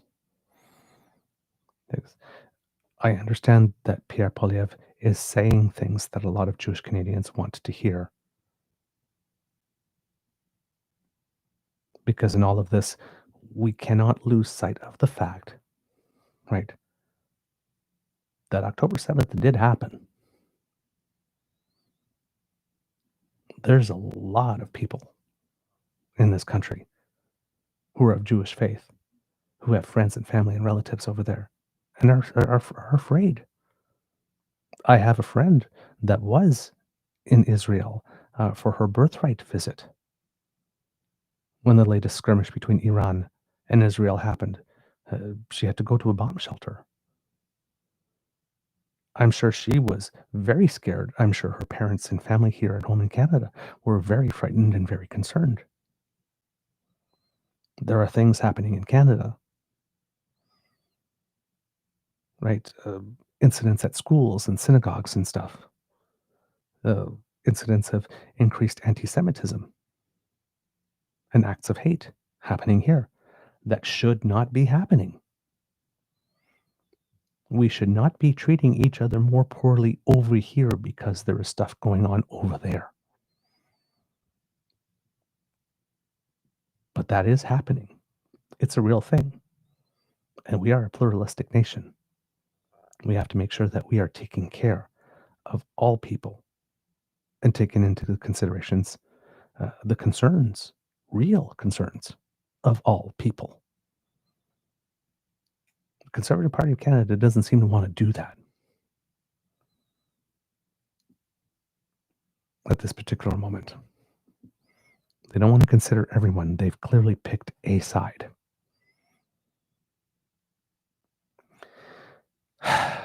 And they are shamelessly exploiting it politically.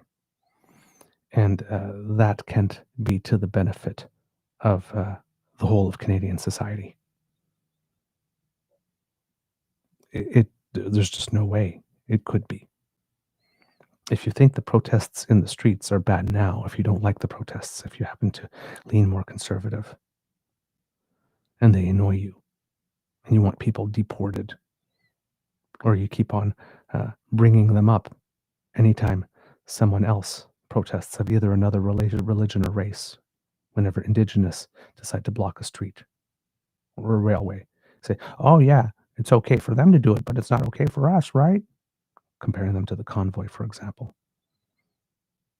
It's like, there's an entire different historical context there, but all you're doing is limiting it to the color of someone's skin or the deity to whom they pray. And that's where it ends for you. Again, you're not proposing a good faith discussion. It's just whataboutism. And it's unhelpful. It doesn't move the ball forward for anyone.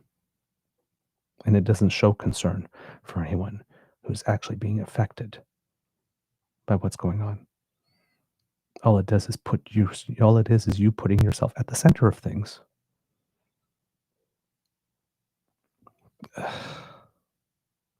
don't know, man. Okay.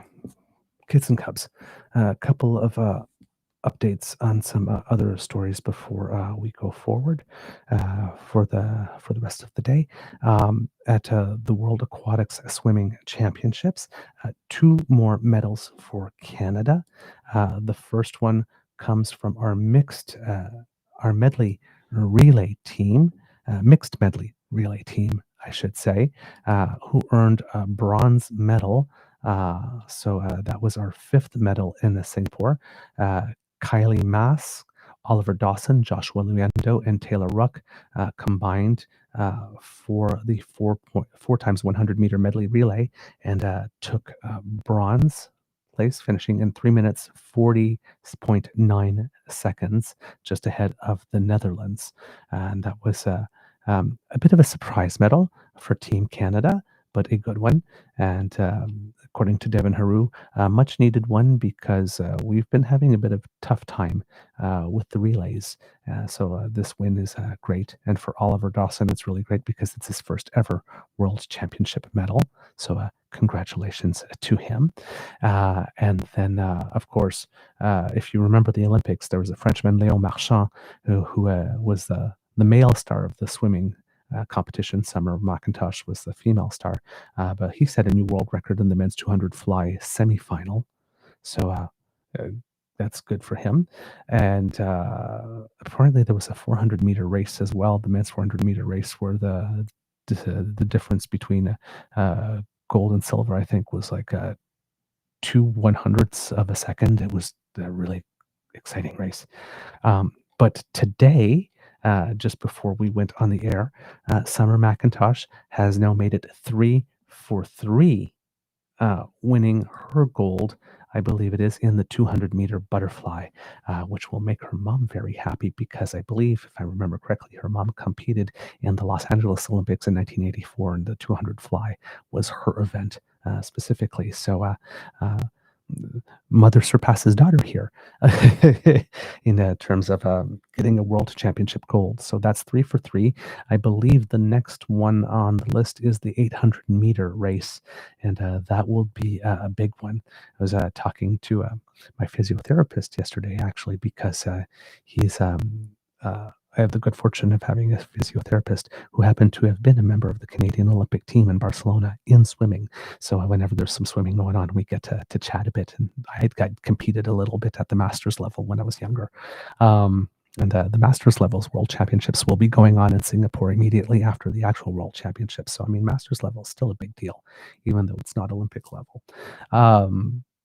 And yeah, he was talking about that, and it's Katie Ledecky. It's going to be a showdown between Katie Ledecky again and Summer McIntosh, and Summer McIntosh won it in the 400, but Katie Ledecky just won, I think, her 6th world championship gold in the 1500 meter the other day in a very impressive style. So it's going to, and was sending a little bit of a message because at the 800 meter mark, she wasn't that far off in that race from her world record mark, and with still 700 meters to go. So maybe there was a sending of a little message to Summer, not so fast. So the 800-meter race is going to be the marquee event, which is kind of interesting because 800-meter races are very rarely the marquee event of any swim meet, but of this one it will be, because that's the one that will determine whether or not Summer McIntosh has a chance of being successful in her drive for 5. But so far, she's doing the work, 3 for 3, and racing smartly, in terms of her qualifications and attempts to beat world records and all that kind of stuff, trying to preserve as much energy as she can to make sure that she gets the 5 for 5 and saving world records for another time. So and saving wanting to finish first in heats for another time as well. So far, her strategy is working and working well, and we'll see where it goes. But I'm very excited for that 800-meter race when it does come along. Let's see, what else do we have here for you today, kids and cubs? A little bit of update as well on things having to do with the reduction of tolls on ferries and across Confederation Bridge. There are 4 routes, ferry routes, that will be affected by this change. Will be the route from PEI, the ferry route between PEI and Nova Scotia, between PEI and Les Îles de la Madeleine, between St. John, New Brunswick and Digby, Nova Scotia, and from Nova Scotia to Newfoundland. The tolls will be frozen at this lower rate for 7 years. So to end in 2032, and that coincides when operating duties for the bridge, Confederation Bridge, revert back from private interests, a company called Strait Crossing Bridge Limited, back to public interests, which could usher in the elimination of the tolls altogether, which is something for which the Premier of Prince Edward Island has been fighting.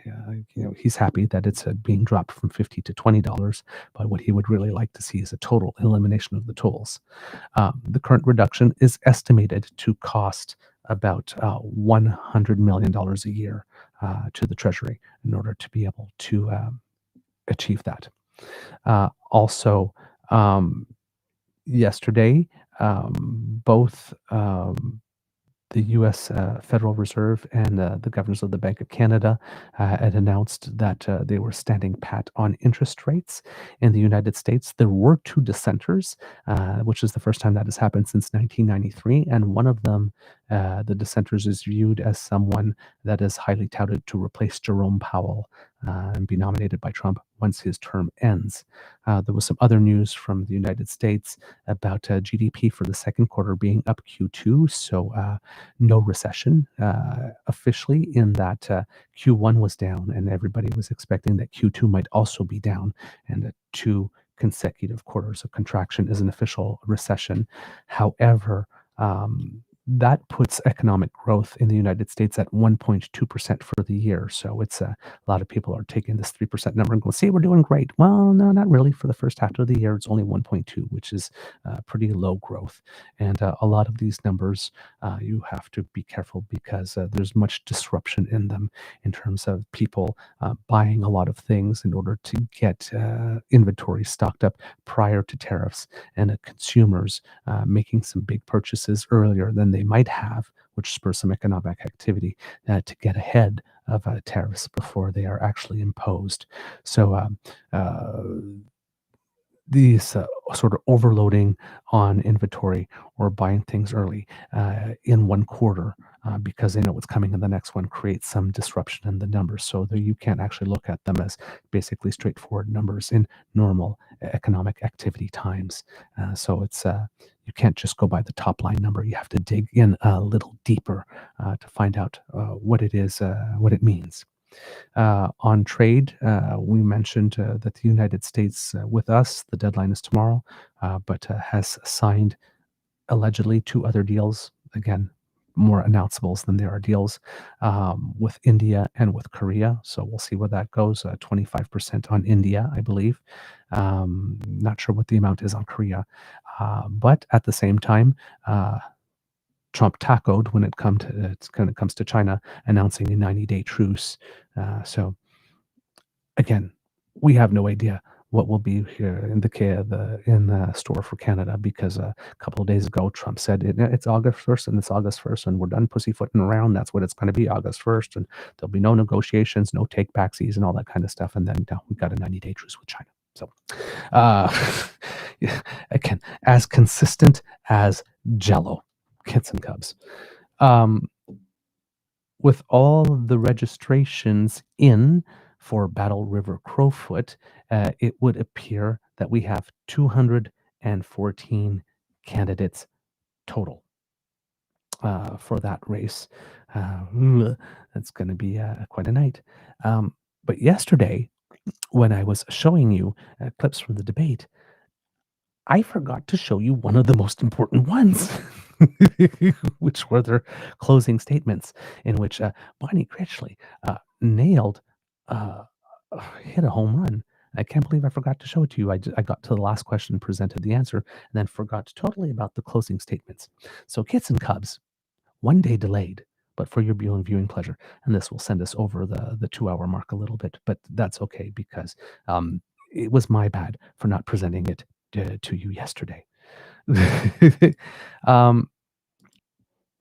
Section Podiev speaking at the end in his closing that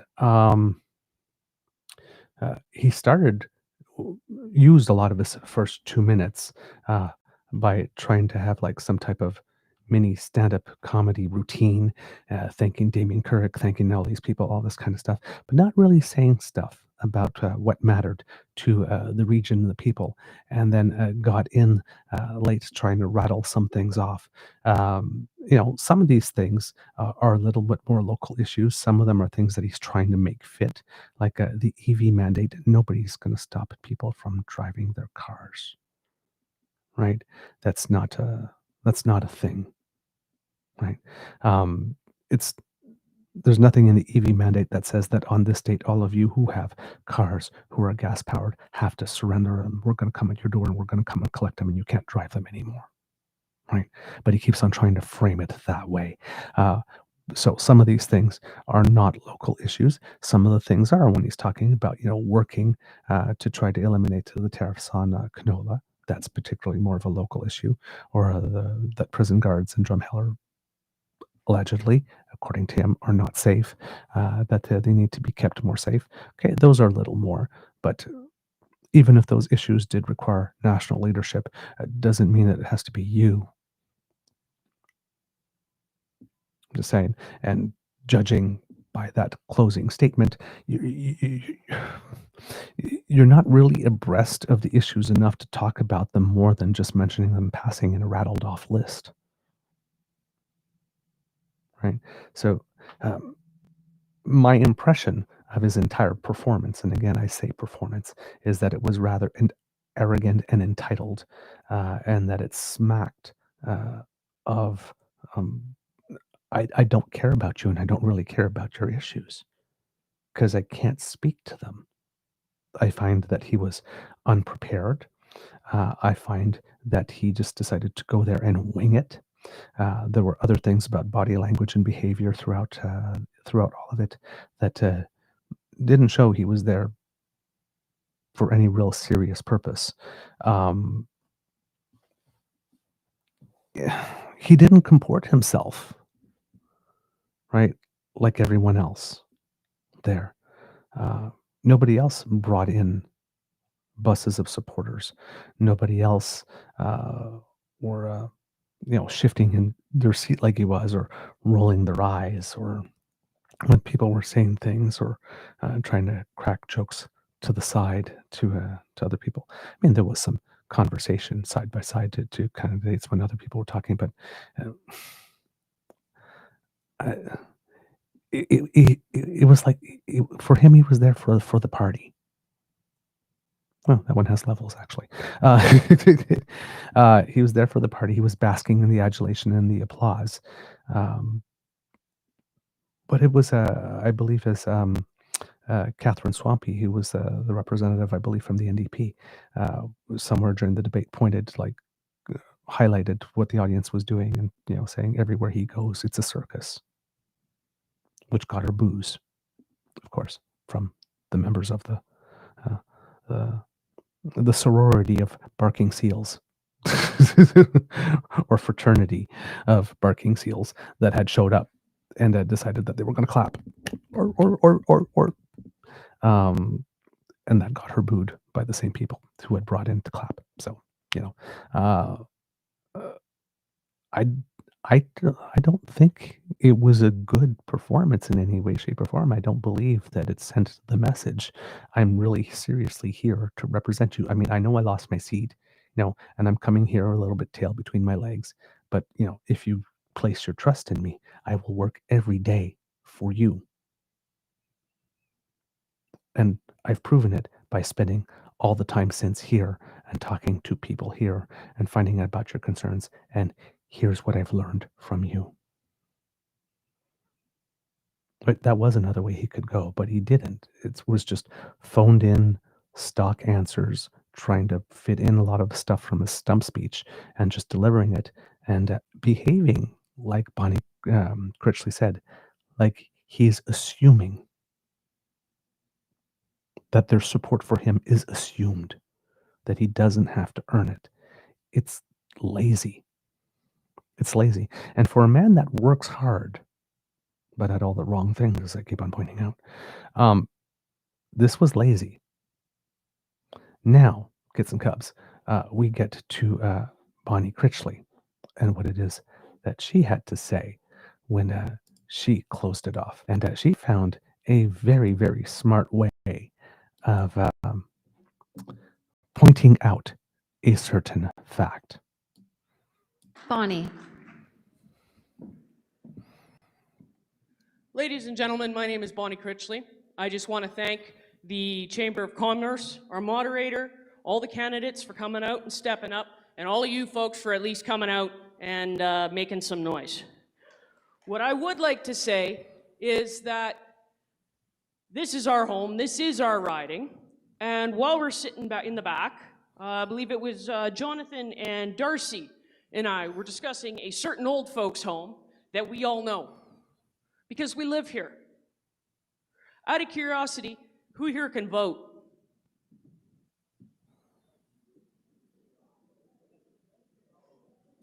Yeah, that's kind of my point. We live here. This is our home. And we sure as heck don't want to be doing this again in January now, do we?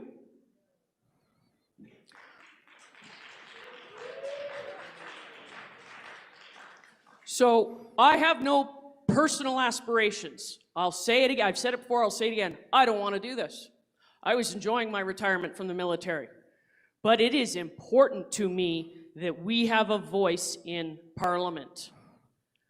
I firmly believe that Monsieur Poilievre is too busy with his own personal ambitions to give a rat's backside about us. And with him facing leadership review in January, are we doing this again in February?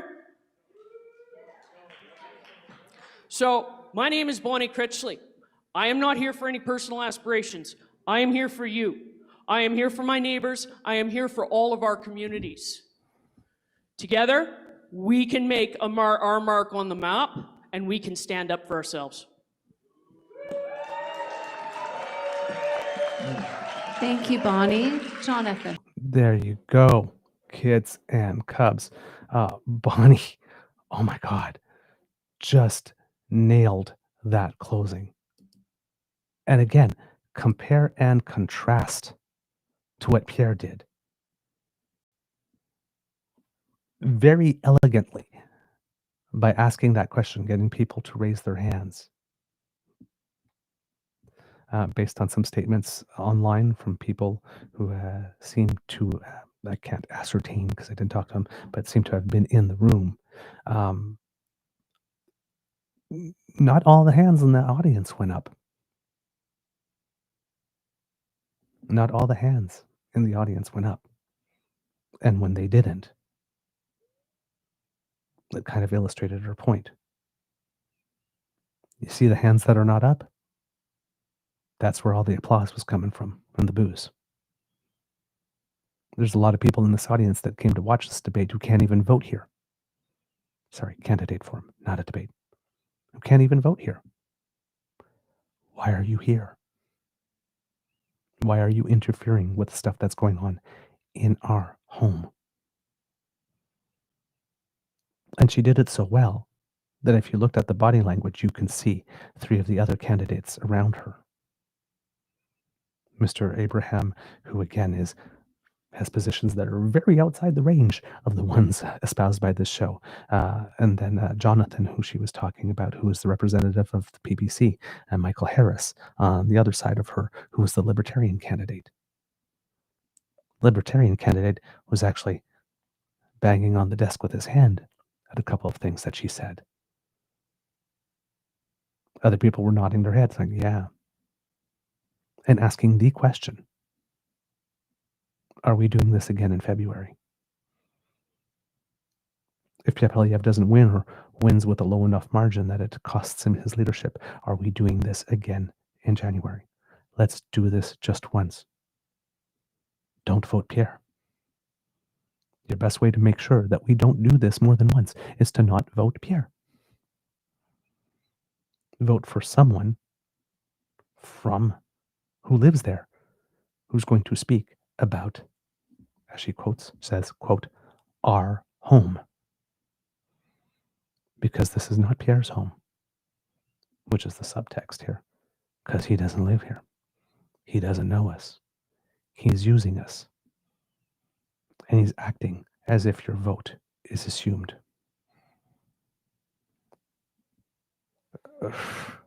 And for those who were listening and not watching, somewhere in there, because Bonnie Critchley is always wearing her black cowboy hat, and took it off and put it on the table, a sign of respect to the audience in making her closing statement. Whereas Pierre was standing up and making a tired dad joke about people being outstanding in their field. I'm just... The contrast couldn't be more clear. Hopefully, Bonnie will have some success there. And one of the ways Bonnie does know that her campaign is going well is because it appears that she ran out of signs. And she needs to have some more. So much so that she actually had to make a little bit of an announcement about it, kids and cubs. Let's put that up for you. Yeah, we've run out of signs, but they'll be in stock again soon. I take that as good news. If you have had signs printed and you have distributed all of your signs, and there's still about 19 or 20 days left to go in the by-election, you might be doing well. There were 10 candidates there. There were many of them that were not happy with the fact that somebody was being parachuted in, even if they had political positions that were way across the spectrum from each other. Bonnie Critchley is not lying when she's saying that there are a certain number of people in that riding who are, quote, choked. That the, quote, angry guy from Ottawa is being parachuted in. Fingers crossed, Canada, that Bonnie can get it done. I would like to see her win the seat, but if not, as she mentions, if she does do enough damage such that Pierre is done politically, I won't cry. I certainly will not cry. All right, kids and cubs, that's all I got for you today. That's the end of this episode of the Daily Beaver Morning Show. We hope that you love listening to us because we loved making this for you. Remember, sharing is caring and word of mouth is priceless. So please tell your peeps and poops all about us. We really love it when you do, when you share our content and add a little word or two of yours. It makes all the difference because you are influencers in your own circle, and there are people who trust your opinion and your judgment. So when you share our content and you say, hey, I highly recommend this, whatever it is you say, that is flattering and complimentary when you share it, it makes a big difference. That is advertising we cannot buy. So thank you so much for all the positive word of mouth. Now, kids and cubs, if you would like us to help you a little bit because you want to get your daily dose of beaver, but you might be very, very busy, things to do, people to meet, right? Well, don't worry, because thanks to the generous support of the Ray Girl kids and cubs, boom, if you scan that QR code, it brings you to our pod page where you can find the ears-only version. So we're portable. Take us with you. podpage.com/the truenortheagerbeaver with a hyphen between each one of those words. When you go there and click subscribe, we come to your favorite podcast feed. It's that easy. So thank you for subscribing. If you would like to help us in other ways, kids and cubs, I'm sure you would make Kits Elaine and Kits Cassie very, very, very happy if you should go to the True North Eager Beaver Incorporated YouTube page and click on our buttons like, share, and subscribe. Please smash away. And if you're watching live, remember, if you smash now, you don't have to remember to do it before the show ends. So please smash on our buttons. It helps with the algorithm, and plus, it gets us a little bit of happy when you do. So thank you for your support. We love seeing our numbers go up, 20,200 right now. So let's keep growing. Let's see where this baby can go, all right? Kids and cubs, as well, if you would like to support us in other ways, it's the end of the month. Rent is due. Got to pay them bills. So if you would like to support us with helping us with the costs that we incur to bring this show to you because you like it and you support it and you want to encourage us to do more, we will certainly be very grateful as we accept a tip. And I haven't done this for a while, but here, I'm going to shake it for tips right here. There you go. Contribution to the Beaver Lodge's Emergency Hydration Fund. The cup is back, kids and cubs. Rescued it from the dishwasher. Where every day we fight the scourge that is dry beaver. So if you would like to do your part to keep your favorite beaver moist, the little contribution to our tip jar does the world of good. And you can find it at our coffee page. That's ko-fi.com/eagerbeaver, all in one word. Or you can scan that QR code that has just appeared up there. And we thank you for your enthusiastic expressions of encouragement. Every little bit helps. And if you are buying Canadian, kids and cubs, well, hey, have we got a deal for you? If you make us a direct bank transfer rather than going through our coffee page to our email address, truenortheagerbeaver@gmail.com, well, that is a win-win for everyone because, one, the CE Tech Bros from the US don't get a cut of your money, and 100% of your donation goes to us. And you get to buy Canadian, so you get to feel good about your donation as well. Not only because you're supporting us, but because you're supporting Canada as well. So thank you so much, kids and cubs, for your kind generosity. And we also want to hear from you, especially if you're not able to donate, then please, we do enjoy very much the gifts of your participation and attention. And truenortheagerbeaver@gmail.com is the email address where you can write to us to let us know what you think. Good, bad, or ugly, please be gentle. Constructive criticism is always welcome, however, and please know that all of your comments and all of your donations do go back into the show in order to make it better. And kids and cubs, if you want to reach us via our socials, via our and rather than our email, then at trueeager at the Blue Sky Beaver Lodge, as well as on the Jitter, True North Eager Beaver on Facebook, or right here in the chat section if you happen to be watching on YouTube, either live with the DAMFAM or at your own convenience. Leave us a little something. We do read everything, even though we're not able to get back to everyone. And we do appreciate your contributions very much. Because democracy is something that you do, kids and cubs. Some good news for those of you who are in Alberta and want to remain in Canada. It would appear that Mr. Thomas Lukasik's question for referendum for the Citizens Initiative action has been approved by Elections Alberta, and he has gotten permission now to move forward with the collection of signatures. It looks like he's going to need something like 293,000 of them, a little more than that, in order to be able to get the question approved to go to a vote. Meanwhile, Danielle Smith and alleged Minister of Justice Mickey Amory are trying to lead a public charge to get Elections Alberta to do something else or whatnot, but they're there or to bring it to court or something. I don't know what it is what they're trying to do, but they're trying to interfere in a certain way in order to get the pro-separatism question also approved in some way. But there is a rule that only one question of a certain type of nature can be approved at any one time, and once it is, any other questions related to that cannot be presented for 5 years.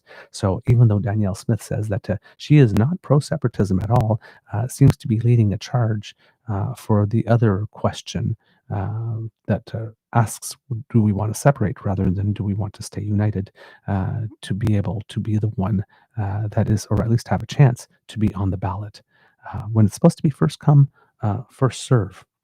So I'm not sure what it is that she is doing with that, other than doing this wink, wink, nudge, nudge, sending a signal to the base that she's with them, while still out of the side of the mouth that she wears on her other face, claiming that she supports a full united Canada.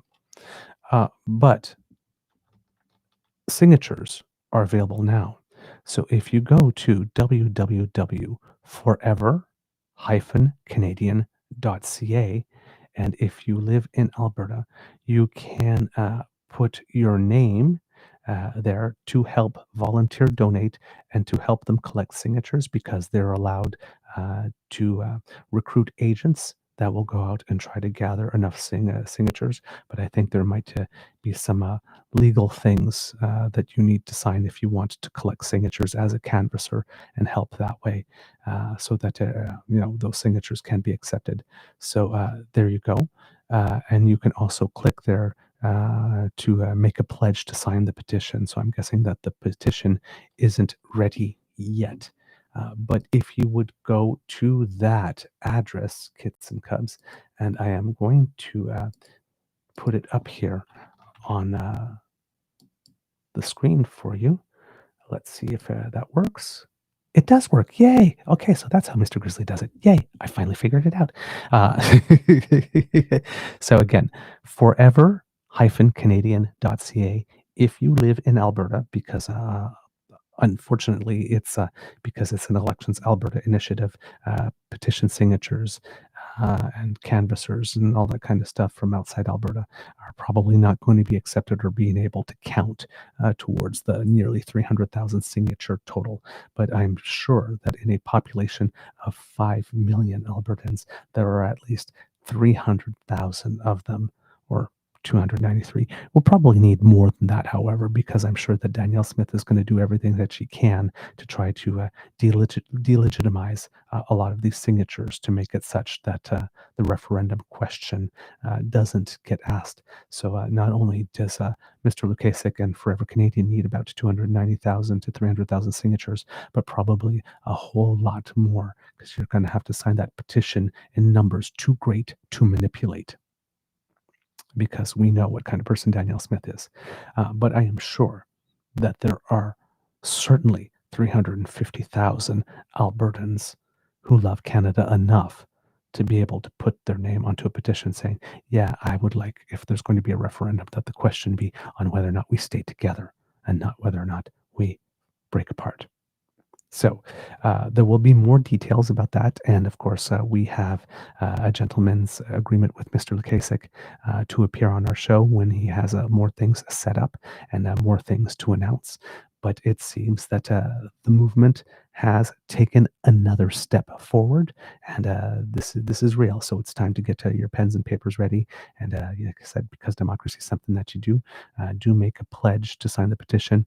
And if you're in Alberta, please volunteer to be a canvasser, because that's the best way. If everybody gets a few signatures from the people in their circle on their own and then sends them in, many hands make light work.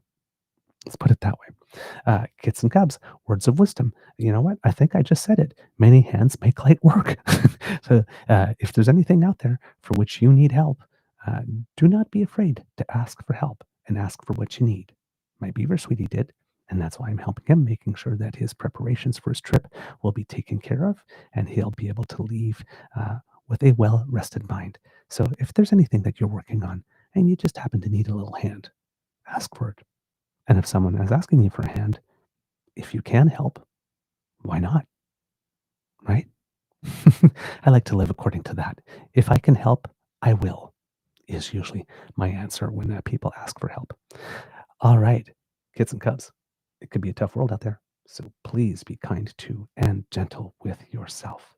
And now, at the count of 3, if I may ask for your indulgence just a little more, would you, kids and cubs, please, with one unified, forever Canadian voice, please shout out so I can hear you all the way here from the Beaver Lodge. Mr. Beaver, please cue the cog on 1, 2, and 3. Oh, you really did it all in unison. Not one stray voice. Everybody was exactly on time and on beat. I like it. Therefore, I must serve. You are listening to a True North Eager Beaver Media Incorporated podcast.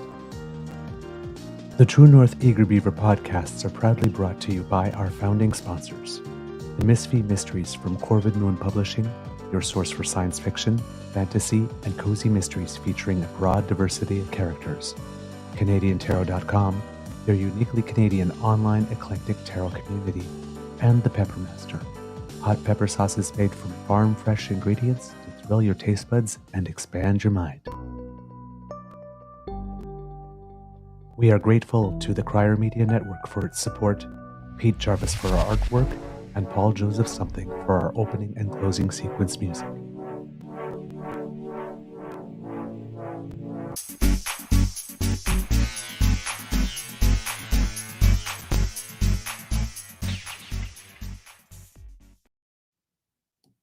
Just before we go here, I see that Kit Elaine is bringing us a little update here about Danielle.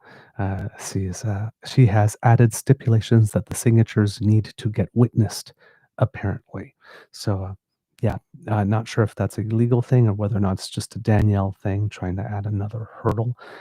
But as you can see, it's already starting. She's already trying to manipulate. So, eyes wide open, kids and cubs. All right. And with that, I'm gone. See you tomorrow. Mwah. Amour et bisous.